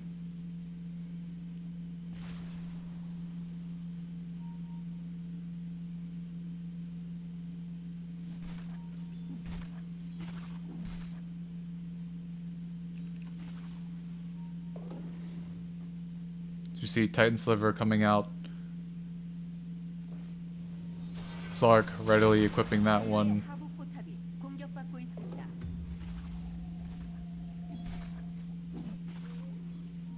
So you see a Titan Sliver from the Dire as well. Bristleback Heart completed on him. Titan Sliver maybe going to the Doom. Be surprised if nobody picked it up. Yeah, looks like Bristleback actually getting it, choosing to take it over his ring. Okay, Void Spirit says, I want to be able to hit towers too. Does grab the Deso, as Pitlord getting pretty low in the middle lane. Is it going to be able to get out? Slark very far in. Are able to avoid the Zeus ult with the Astral.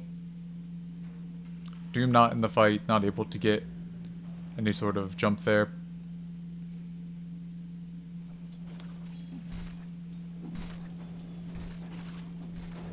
And I mean, Dire's still not able to push, get a tier 3. The Aegis is ticking down. It's probably going to be the last chance they get for that first Aegis. They are able to get this tier 3 to almost half health. Are just jumping in straight off the bat. Grimstroke almost dying immediately. They are getting the Doom off on the Zeus. Pitlord dying. Both supports dying as well. Are going to get the Oracle kill and the Zeus kill. Double buyback coming from Radiant. As Dire pushing very far forward. Bristleback still has Aegis up. He's going to get some stacks. Does not have Aegis anymore. So it will look to be a solid fight from the Dire to start off. Ended up with Doom a little bit too far under the Radiant. They are able to get these pickoffs after the fight though. Are able to pick off Zeus.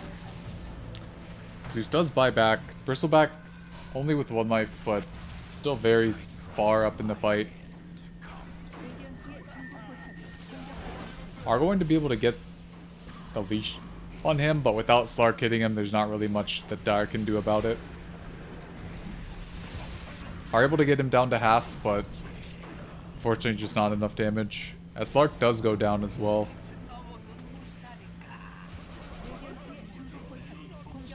Let's die back on Zeus, and unfortunately just the game unraveling a little bit for the Radiant team.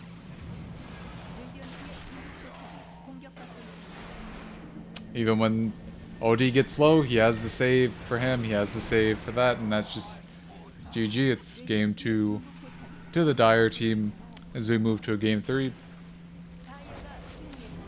And I'll be back for that.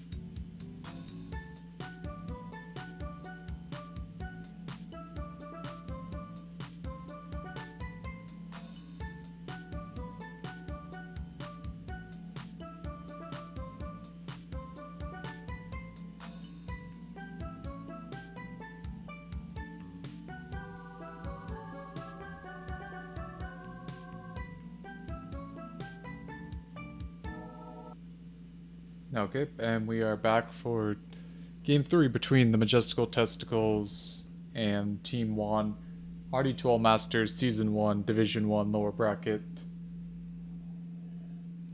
We have Puck Chen banned out from the Dire, and OD Nyx, both very annoying heroes, banned out from the Radiant team. You see the first pick Shadow Demon from the Radiant. Solid pause 5 hero. They're going to pick the Void Spirit from the Dire. So, might be the mid, might be the pause 4. Not going to have the OD next time, or this time to have on pause 4.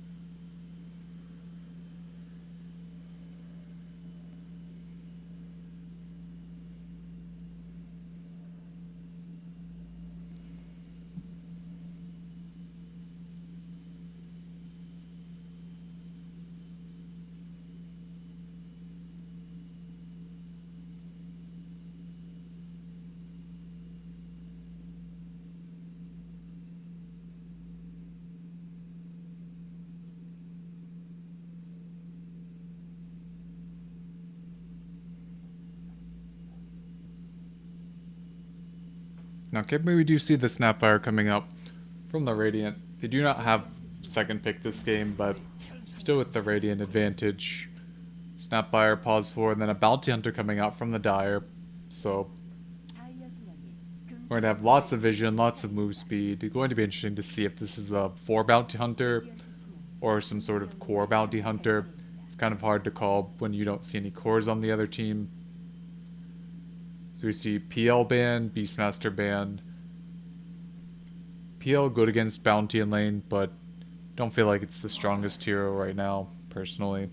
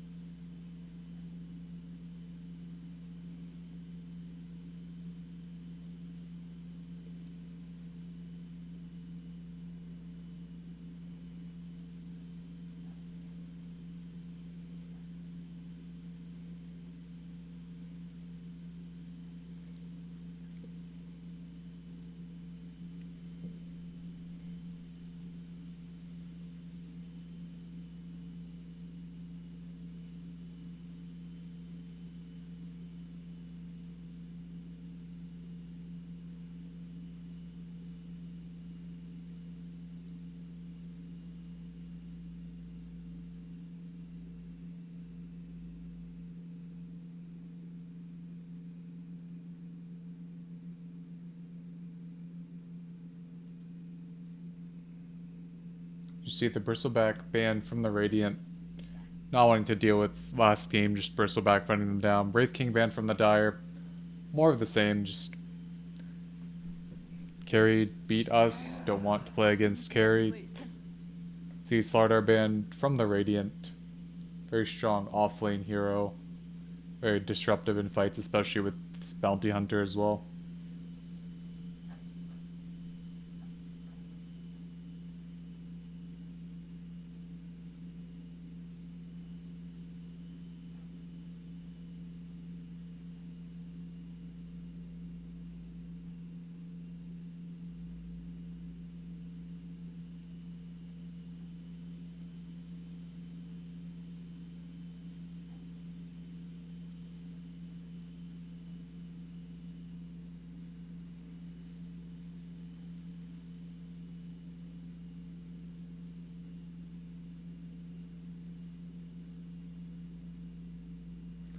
Finally, we do see the Morphling banned out. Very solid Jimmy hero. Dire trying to limit the hero pool.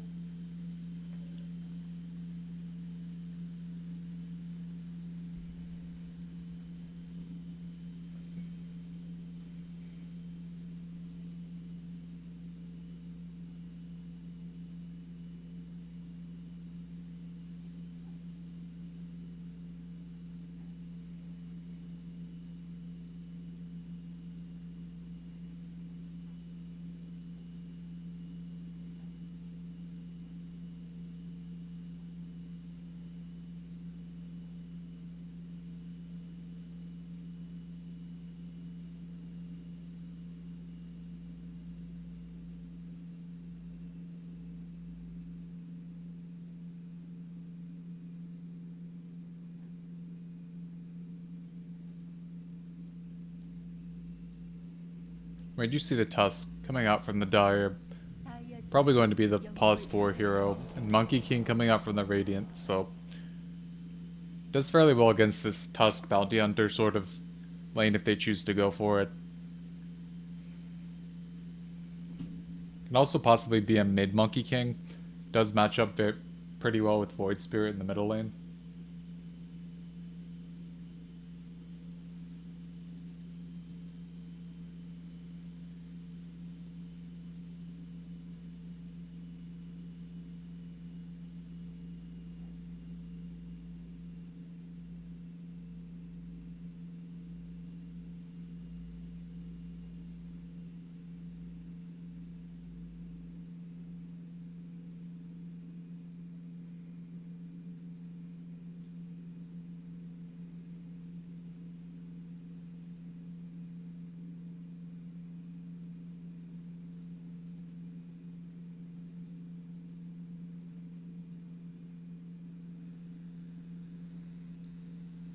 레디언트 진영의 영웅을 선택해.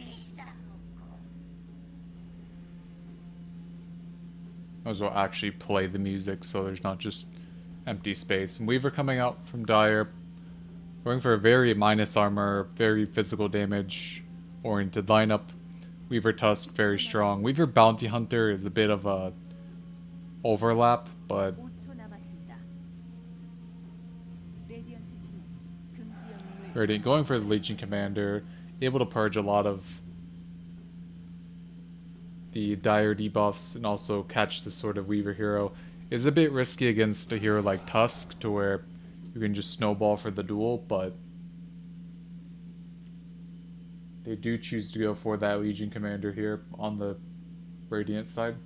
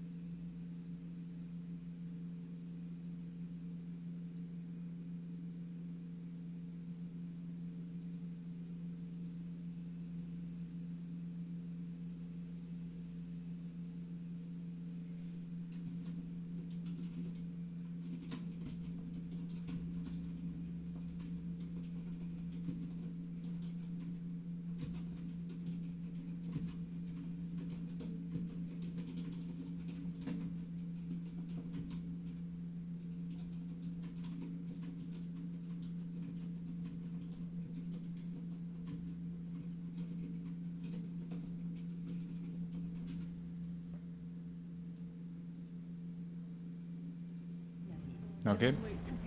We have Doom Mars banned out from the Radiant, Storm, Invoker banned out from the Dire. And we see the Leshrac coming out from the Radiant. A little bit squishy into this Dire lineup, but definitely can stick on these Weaver bounty heroes and provide a lot of damage. Even a lot of tower damage as well. So, Dire probably needing maybe not an offlaner, but at least a hero that is fairly beefy and can run around with this Tusk Bounty Hunter. They might need a 5 if they don't choose to go for the 5 Tusk. They're probably choosing to go for a core here. And they go for the Pugna, so going to be very interesting to see where this Pugna goes. I'm thinking, okay, Yao 2 Pugna. Okay. Going to be very interesting to see exactly how they lane this.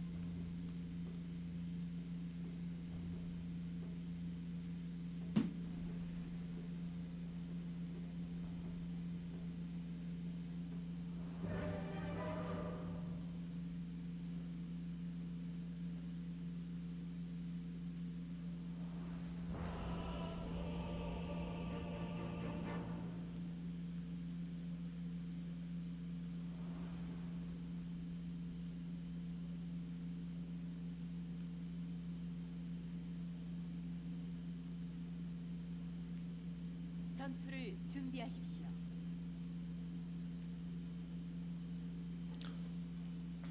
Okay, and for our game 3, we do see, interesting enough, it is Sev on the Monkey King, Tint free melee on the Legion Commander, Fox on the Snapfire, Treebeard on the Shadow Demon, and Jimmy on the Pause 1 Leshrac. In Dire, we have Triple H on the Pause 5 Bounty, 666 on the Pause 4, or Pause 3 Void Spirit, Yi on the Tusk, Yao-Tu on the Pugna, and Rai on the Weaver. It looks like it is a Pause 3 Tusk and a Pause 4 Void Spirit. 다이어의 짐꾼이 죽었습니다.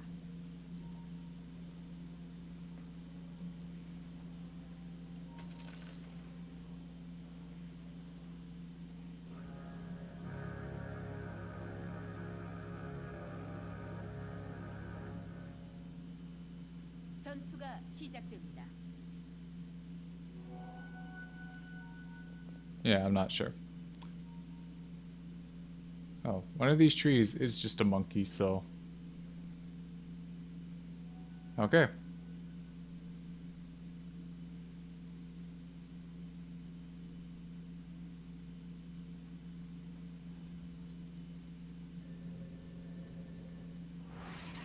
Nice.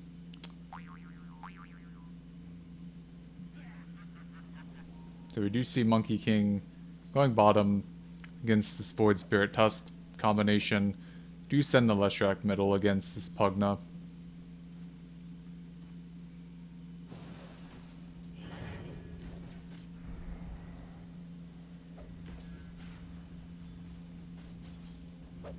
As it's...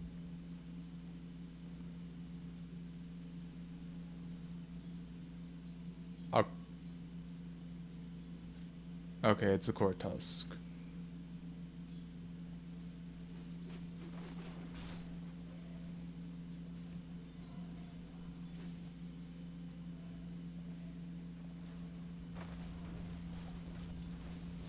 So you pull up the note, or we pull up the last hit chart here. Pugna already doing very well for himself in the middle lane.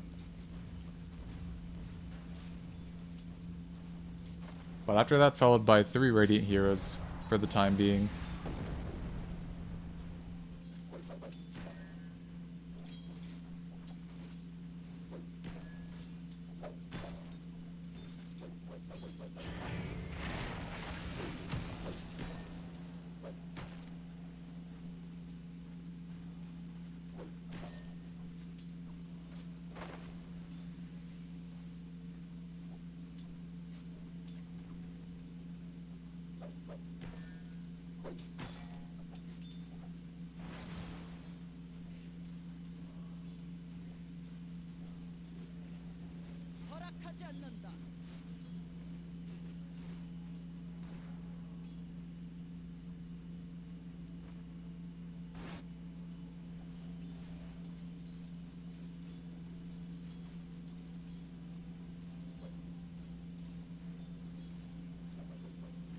You see both Dire Heroes in the bottom lane already having their sticks up.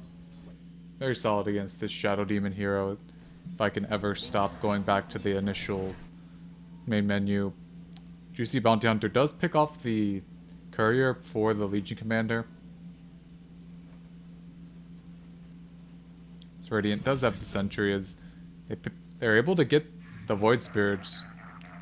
Try to contest the pull, ends up getting run down by the Monkey King.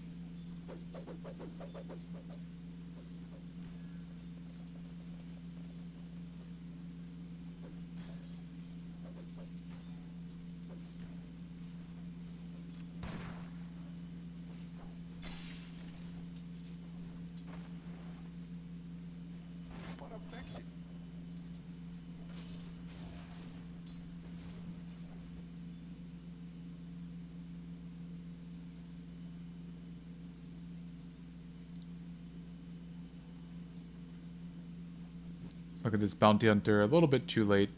Try to get this Leshrac courier. Does have the bottle on it for him. I did have the bottle.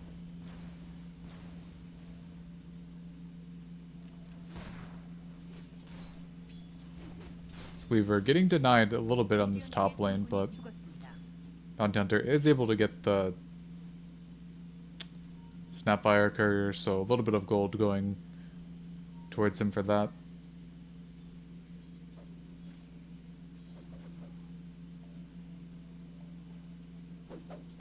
Both these Dire supports really just running around a lot in this laning phase. Bounty Hunter choosing not to really pull in this lane.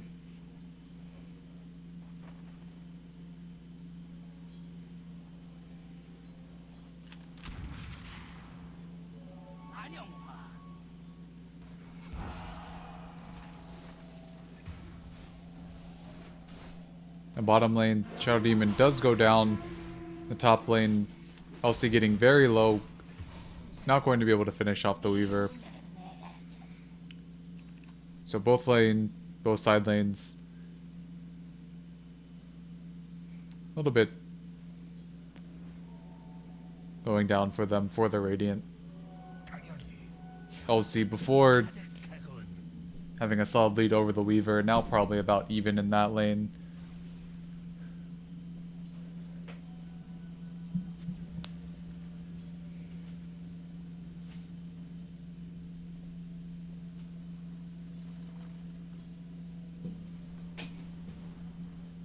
As they do get 3 bounty runes on the Dire as well. Bounty Hunter able to grab both top, and then Tusk grabbing 1 bottom and the last one going to Pugna here as well. So that's 4 runes from the Dire essentially.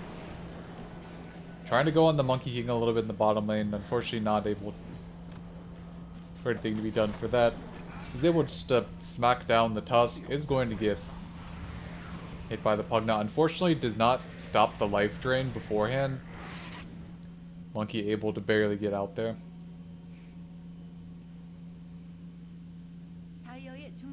Still a solid kill. This Tusk pretty far behind for a core hero. This Void Spirit might almost end up being a core himself, or at least a 3.5.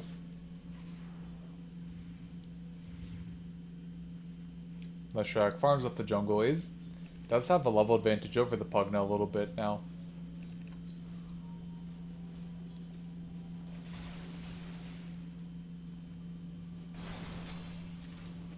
In the top lane, you have Weaver just getting his HP back before they go on this Legion Commander. Choosing not to use... Actually, does not have the bugs off cooldown, but is going to try to run down this LC. Does get the raindrop tick, so LC able to survive there.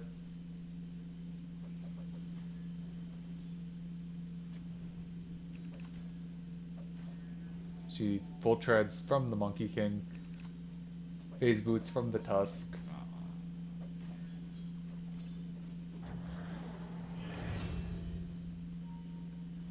They actually are able to kill the Pugna. Very solid cookie usage into the Leshrac stun as well, so very solid pickup from the Radiant team.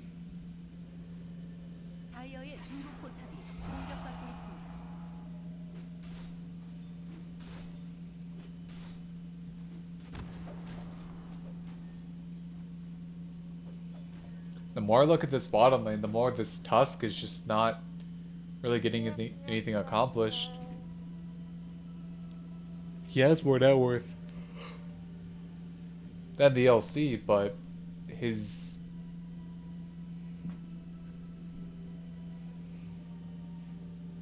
also 750 gold behind the Monkey King, whereas the LC is only 400 behind this Weaver. Like, for how much has Void Spirit been in the lane the last few minutes compared to LC having Snapfire kill the Pugna?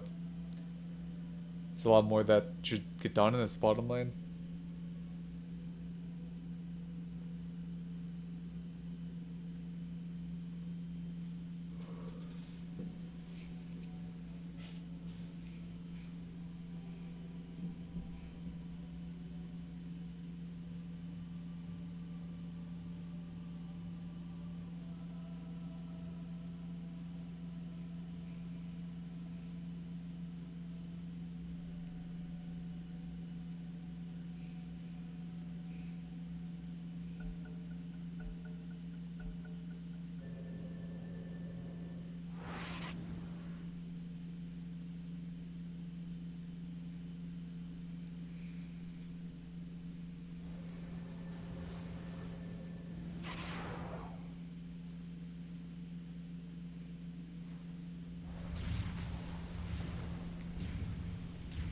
Pugna goes back middle and just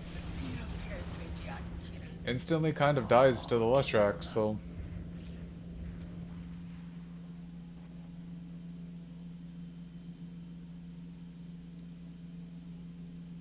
Very large outplay coming out from Radiant. So this Pugnut, he got a solid lead, but failed rotation bottom, then a couple deaths middle, and Shadow Demon going to be the trade bottom. Does use his spells on the Void Spirit a little bit too early, but doesn't look like anything going to result from that. I think it's a jelly on the Leshrac as well, so just a quick 1-2 and both cores are jellied up.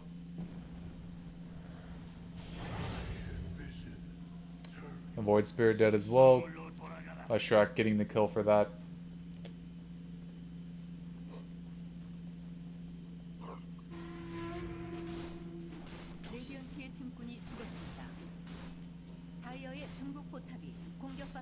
LC Courier does go down. Just trying to farm up here a little bit. Going to be interesting to see what Weaver goes for the first item. I think Dragonlance Maelstrom type item is probably going to be the play, but you never know with this hero.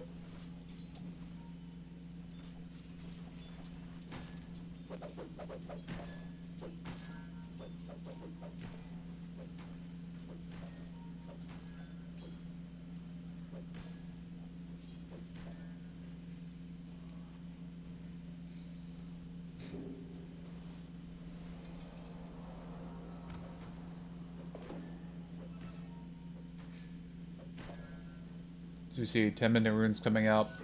Bounty Hunter continuing to grab the far one for the Dire team.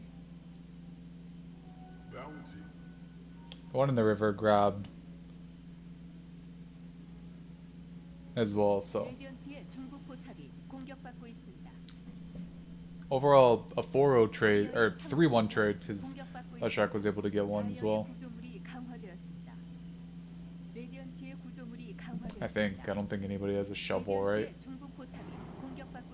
Yeah.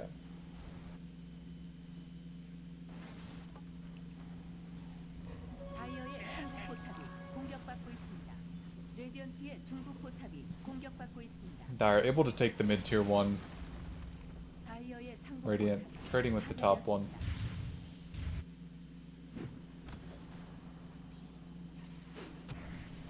Did you see LC instantly TP middle and duel the Tusk? Not going to be the kill off the bat, but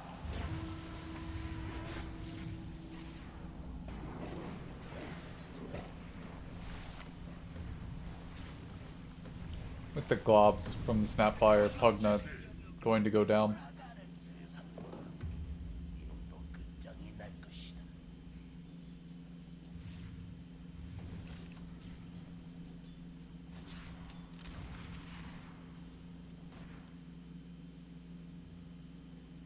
다이어의 상부 포탑이 공격받고 있습니다.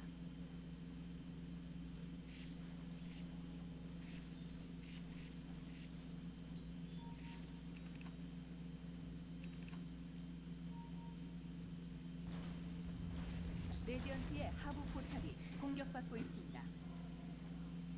We do still see a small lead from the Dire, but mostly due to just these bounty runes. Bounty Hunter himself called out, going to die here. They are going to get the duel as well. So plus 10 damage.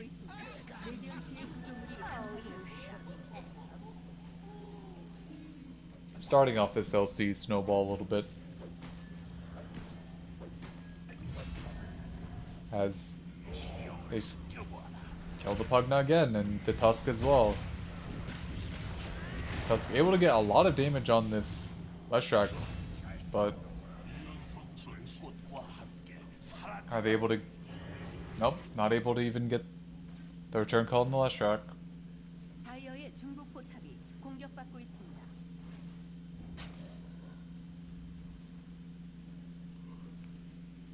So what was an early lead for Dire is now just Radiant running along.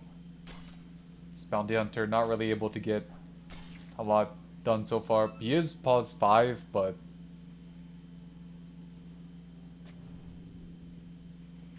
A lot of the gold stealing has been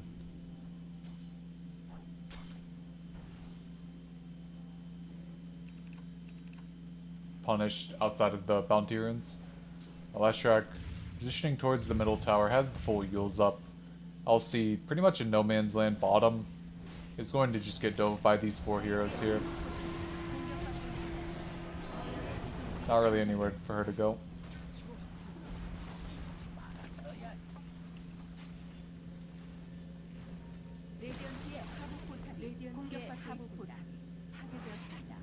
They do mass TP middle. Leshrac is using himself, going to go down.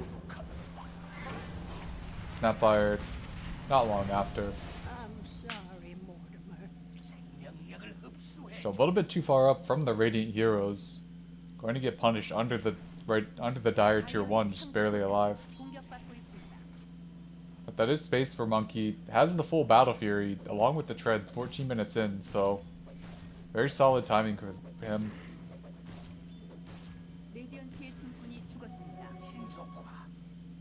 He's going to run right past Pugna, but no TP cancel for him. Just going to go right back to base.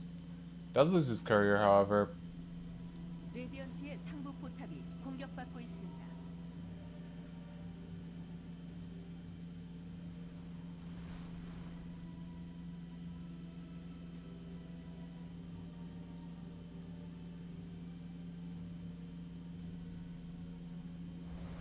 레디언트의 상부 포탑이 공격받고 있습니다.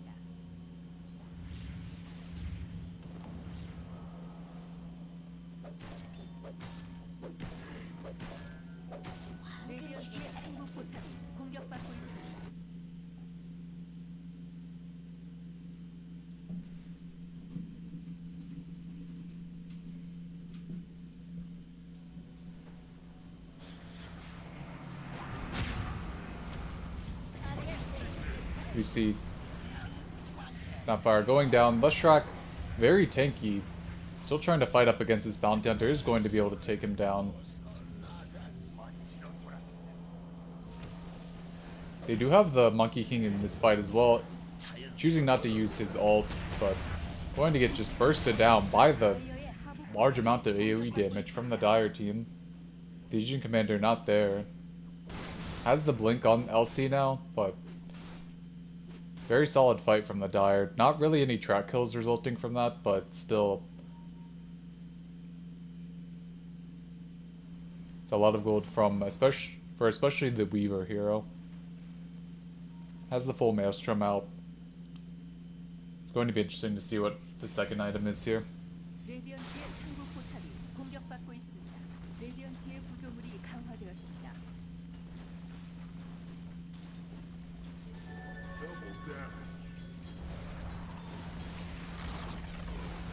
As Pugna does get the top tower, is going to fall to this Leshrac yet again. Or not, maybe. It is going to turn it around. Does have the Void Spirit there as well.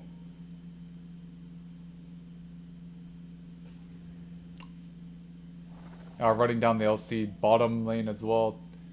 Did get the Snapfire kill, and Radiant kind of just getting run down at this point. Are going to pick up the Monkey King as well. It's the Pugna getting very low, but those kills just adding up now. Weaver possibly going for the Mage Slayer item. Very solid against Leshrac hero.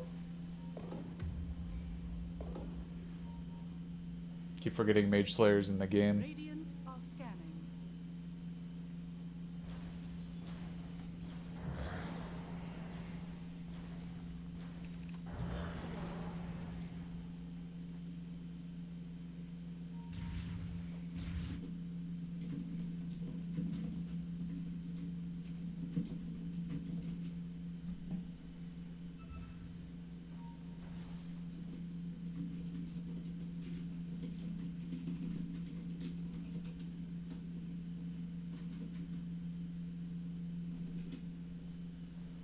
Okay, the Dire do go on the Monkey King top.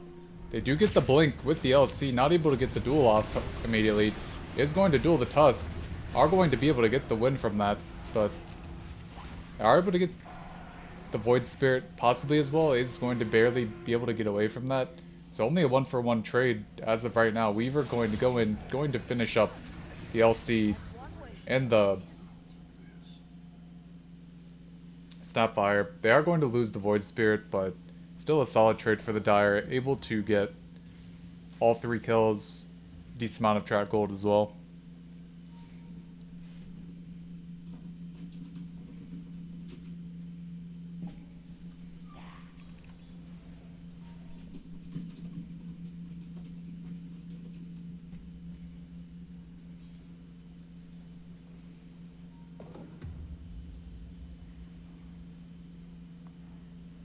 Dire maybe trying to position towards Roche.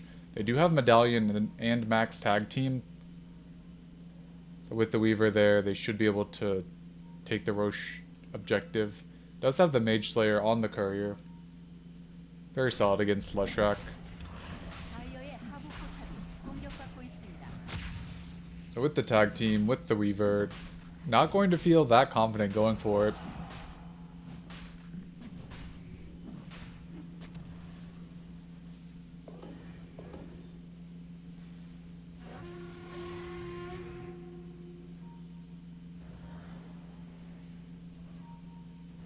They do see the Leechy Commander going to go on, or pretty much right off the bat, they press the attack is on cooldown. Is able to get the blink off. Shadow Demon not so lucky right off the bat, but Large Monkey King coming out is almost going to get blown up. Actually is going to get blown up by the Pugna. Very unfortunate. Are able to kill the Snapfire as well. There's way too much burst damage coming out from the Dire. Radiant not really able to fight against it. Are able to get the dual kill on the Pugna. So he went way too far into the base, but are able to get the track kill return for that. 다이어의 구조물이 강화되었습니다. 레디언트의 중부 포탑이 공격받고 있습니다. So good Monkey King ult, just 구조물이 강화되었습니다. Pugna able to blow him up right inside of it. 레디언트의 중부 포탑이 공격받고 있습니다. Bounty.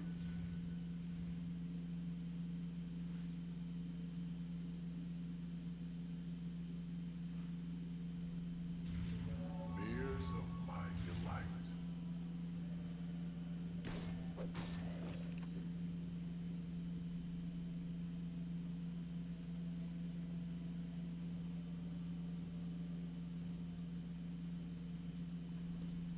So we see these track kills really adding up for these Pugna Weaver heroes that just have an additional couple thousand gold they wouldn't normally have.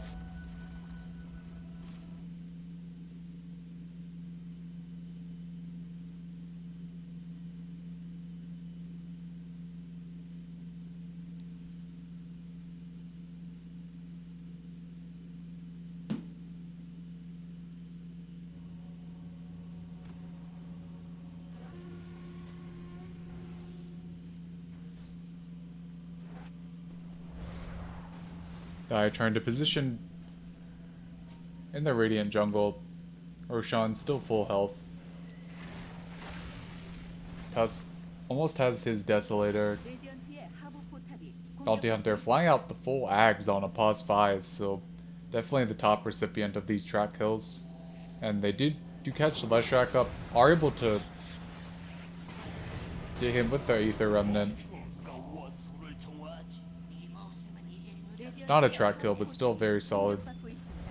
Going to be angling towards this bottom tower now.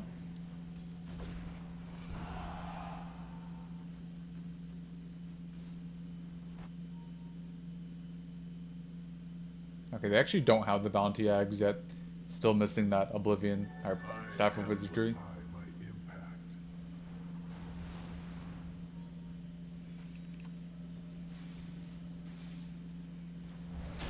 레디언트의 하부 포탑이 공격받고 있습니다. They do get the tier 2 on the Dire. Chasing a little bit for more, not able to get anything. There's level 1 Dagon coming up from the Pugna. Just a lot more burst damage on top of already having a ton.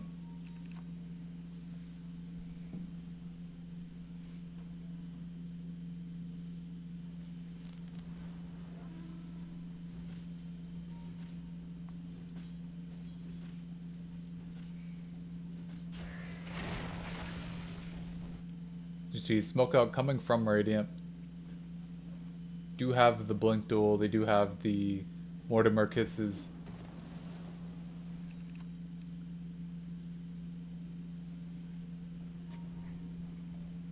They're moving very well as 5. Are able to not get the tusk before the punch though. Very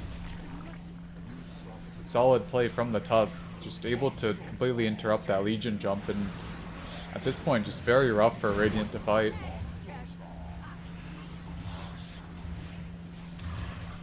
The track kills as well. Just adding up for this Dire team.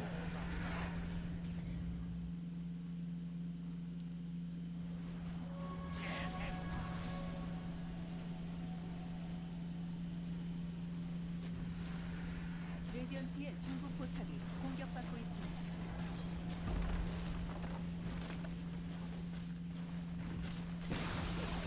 레디언트의 중국 포탑이 파괴되었습니다.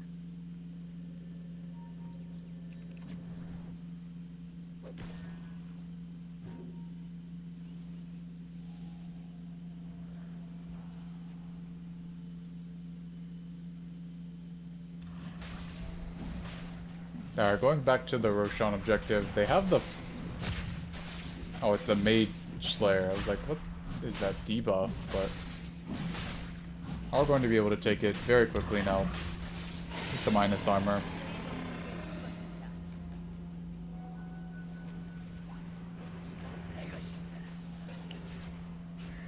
Are able to pick off the Snapfire as well here.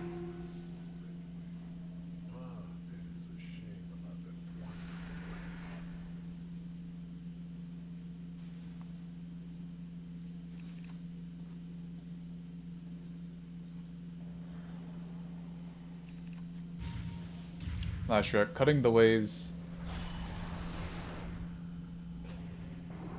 Unfortunately, not going to make it out, but just making space, making sure that Dire's waves aren't going to be pushing.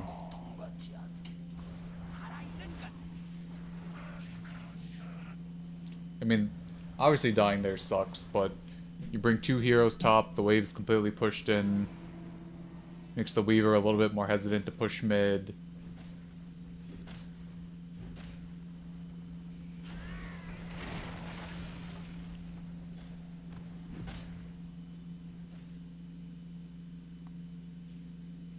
Look at the Bounty, has the full axe. The Spirit Vessel on the Void Spirit. The Deso Medallion on the Tusk. Pug now leveling up the Dagon, almost Dagon 5, and now BKB on the Weaver, 10 second. BKB Ags, Monkey King, we have the Blade Mail on the LC, almost the full mech on the Snapfire. And Leshrac getting closer and closer to his BKB. Once he has that, the armor might be a little bit rough, but definitely not going to get blown up by any of this Pugnard.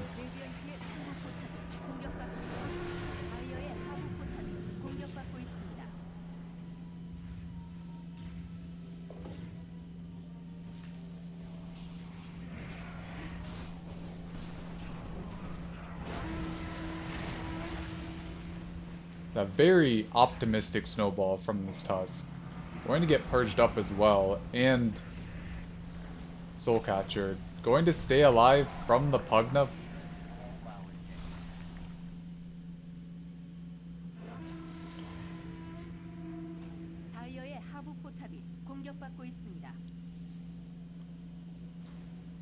I'd say the Radiant wasted this ult, but it's also the Dire not getting anything from it as well. Like, they might get a tier 2 that they would have gotten anyways. That doesn't really matter. Are able to get the Titan Sliver. Monkey almost has his BKB as well, so is farming Very well. Flesh Shark cutting the top wave as well here.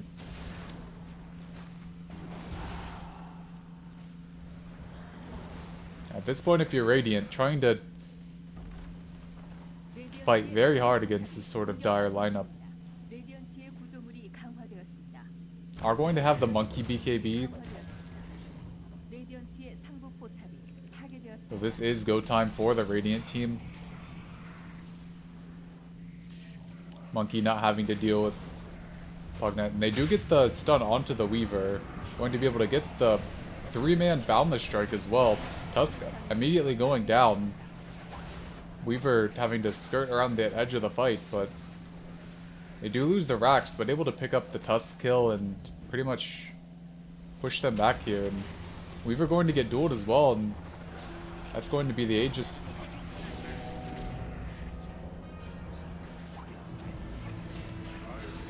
Very good cookie, plus the Boundless Strike, going to take down both supports from the Dire, and that's 3 dead. And the Aegis, it did cost them the Shadow Demon buyback, but it's a lot of gold, a lot of XP towards these 3 Radiant heroes.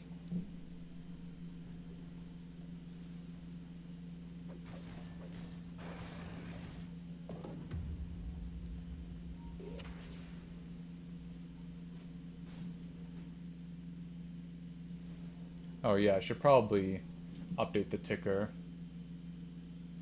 Whoops.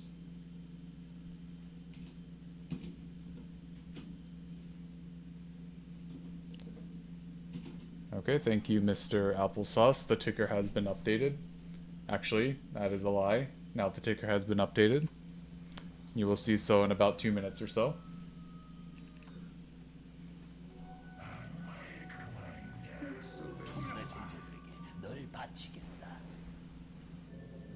So we see BKB used from the Leshrac. Does not have TP up. Going to try to do what he can. Almost kills the Pugna off. Going to get the duel on the Bounty Hunter. Unfortunately, there's just way too much damage with this tag team. Bounty Hunter going to get the win for that. Just way too much physical damage coming out. LC only able to be hitting 1 target while getting hit by 4. I'm sure there's a joke in there somewhere. Monkey King splitting the top wave, just trying to push Dire Team out of his base as much as he can.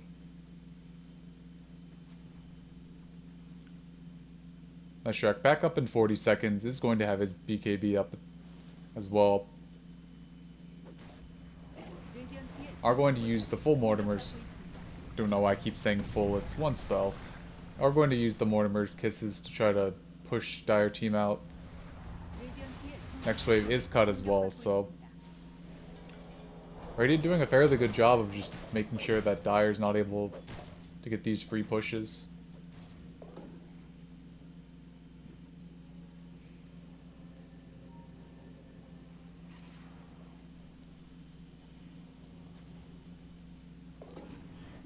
Maybe move this ticker down, actually. Looks... There we go. That is a ticker now. Yes, it's like 4 pixels off center, but who cares?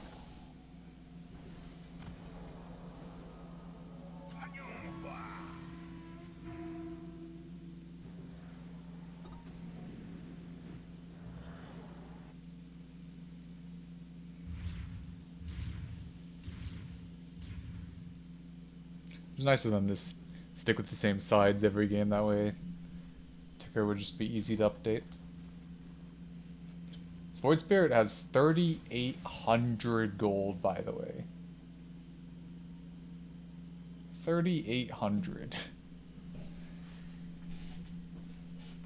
He could just almost buy the full Greaves at this point.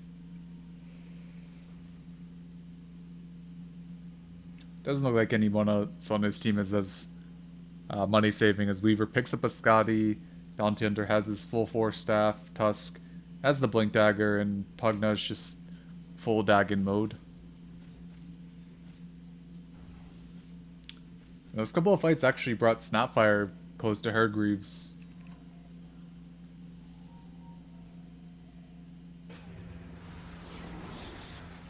So we see going on this Leshrac. Probably not going to be worth it to pop BKB here. Just going to get bursted down. Okay. He has the courier at the side, at the secret shop. Okay, it's just giving him items. Alright, let's see how high this number can go. We're at 3960.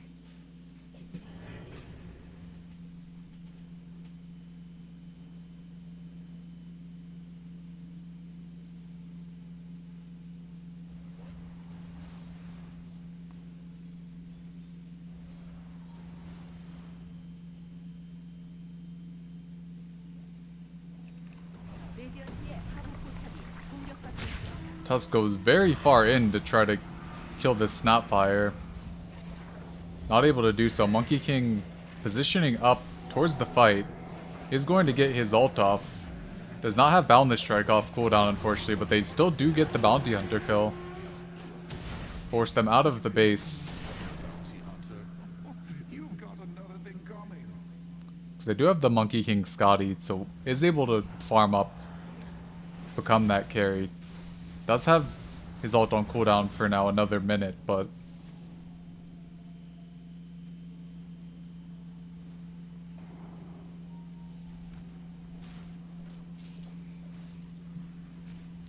I mean, if you're Dire, you only have one Rax down.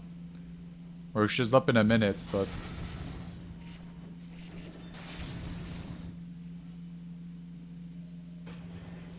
alright, we're up to 4850 on this Void Spirit. Keep in mind, he only needs 1200 for buyback.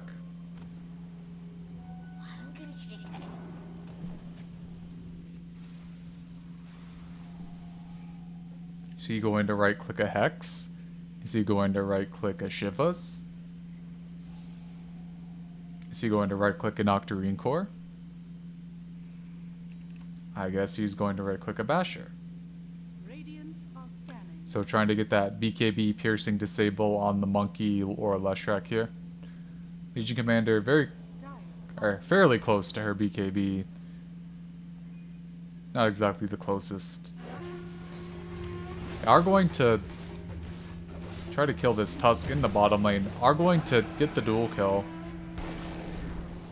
The Legion Commander isn't going to make it out, unfortunately. Monkey King staying fairly nearby. Are going to be able to almost kill this Pugna with the Monkey Soldier.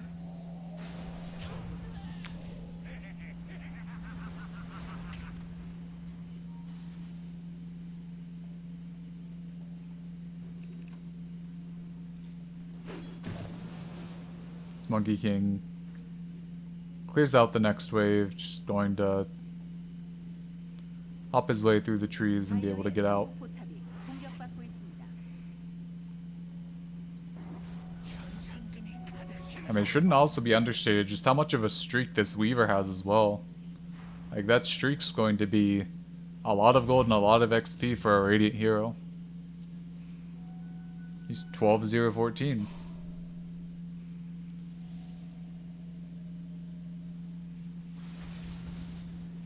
I mean, he's doing a lot of damage, but if he does die, that's a lot of... He's gonna give up. You see Monkey King grabbing the ninja gear. Very solid, if not on him, then on this Legion Commander.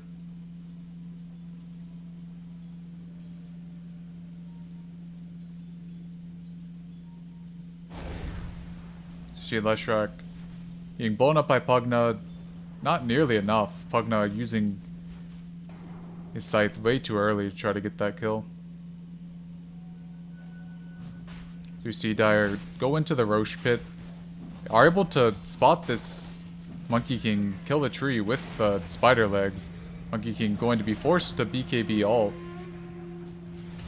They do get the Weaver duel. Unfortunately, they do get Legion Commander pretty much blown up right off the bat. Tusk going to go down in response. Monkey King hexed up from the Pugna, not anything able to stop it. Some 3 heroes dead for Radiant with Leshrac pretty much soon to follow. Unfortunately, already using his BKB as well. And Shadow Demon dead as well. So it started off okay for Radiant. End up with just not enough people in the monkey ult, and then way too much physical damage on the duel, but not for the Radiant, unfortunately.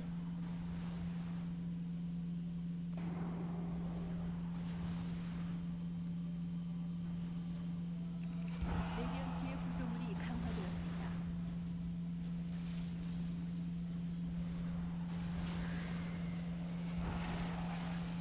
레디언트의 중국 포탑이 공격받고 있습니다. 레디언트의 중국 포탑이 파괴되었습니다.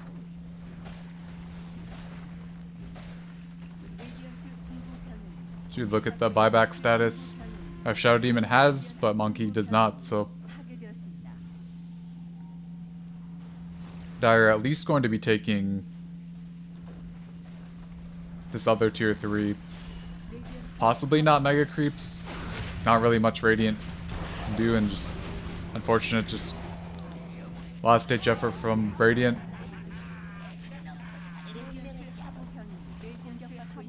And that's GG. The series going to Juan 2-1 over the Majestical Testicles in the lower bracket of this rd2l Masters Season 1 Division 1 tournament.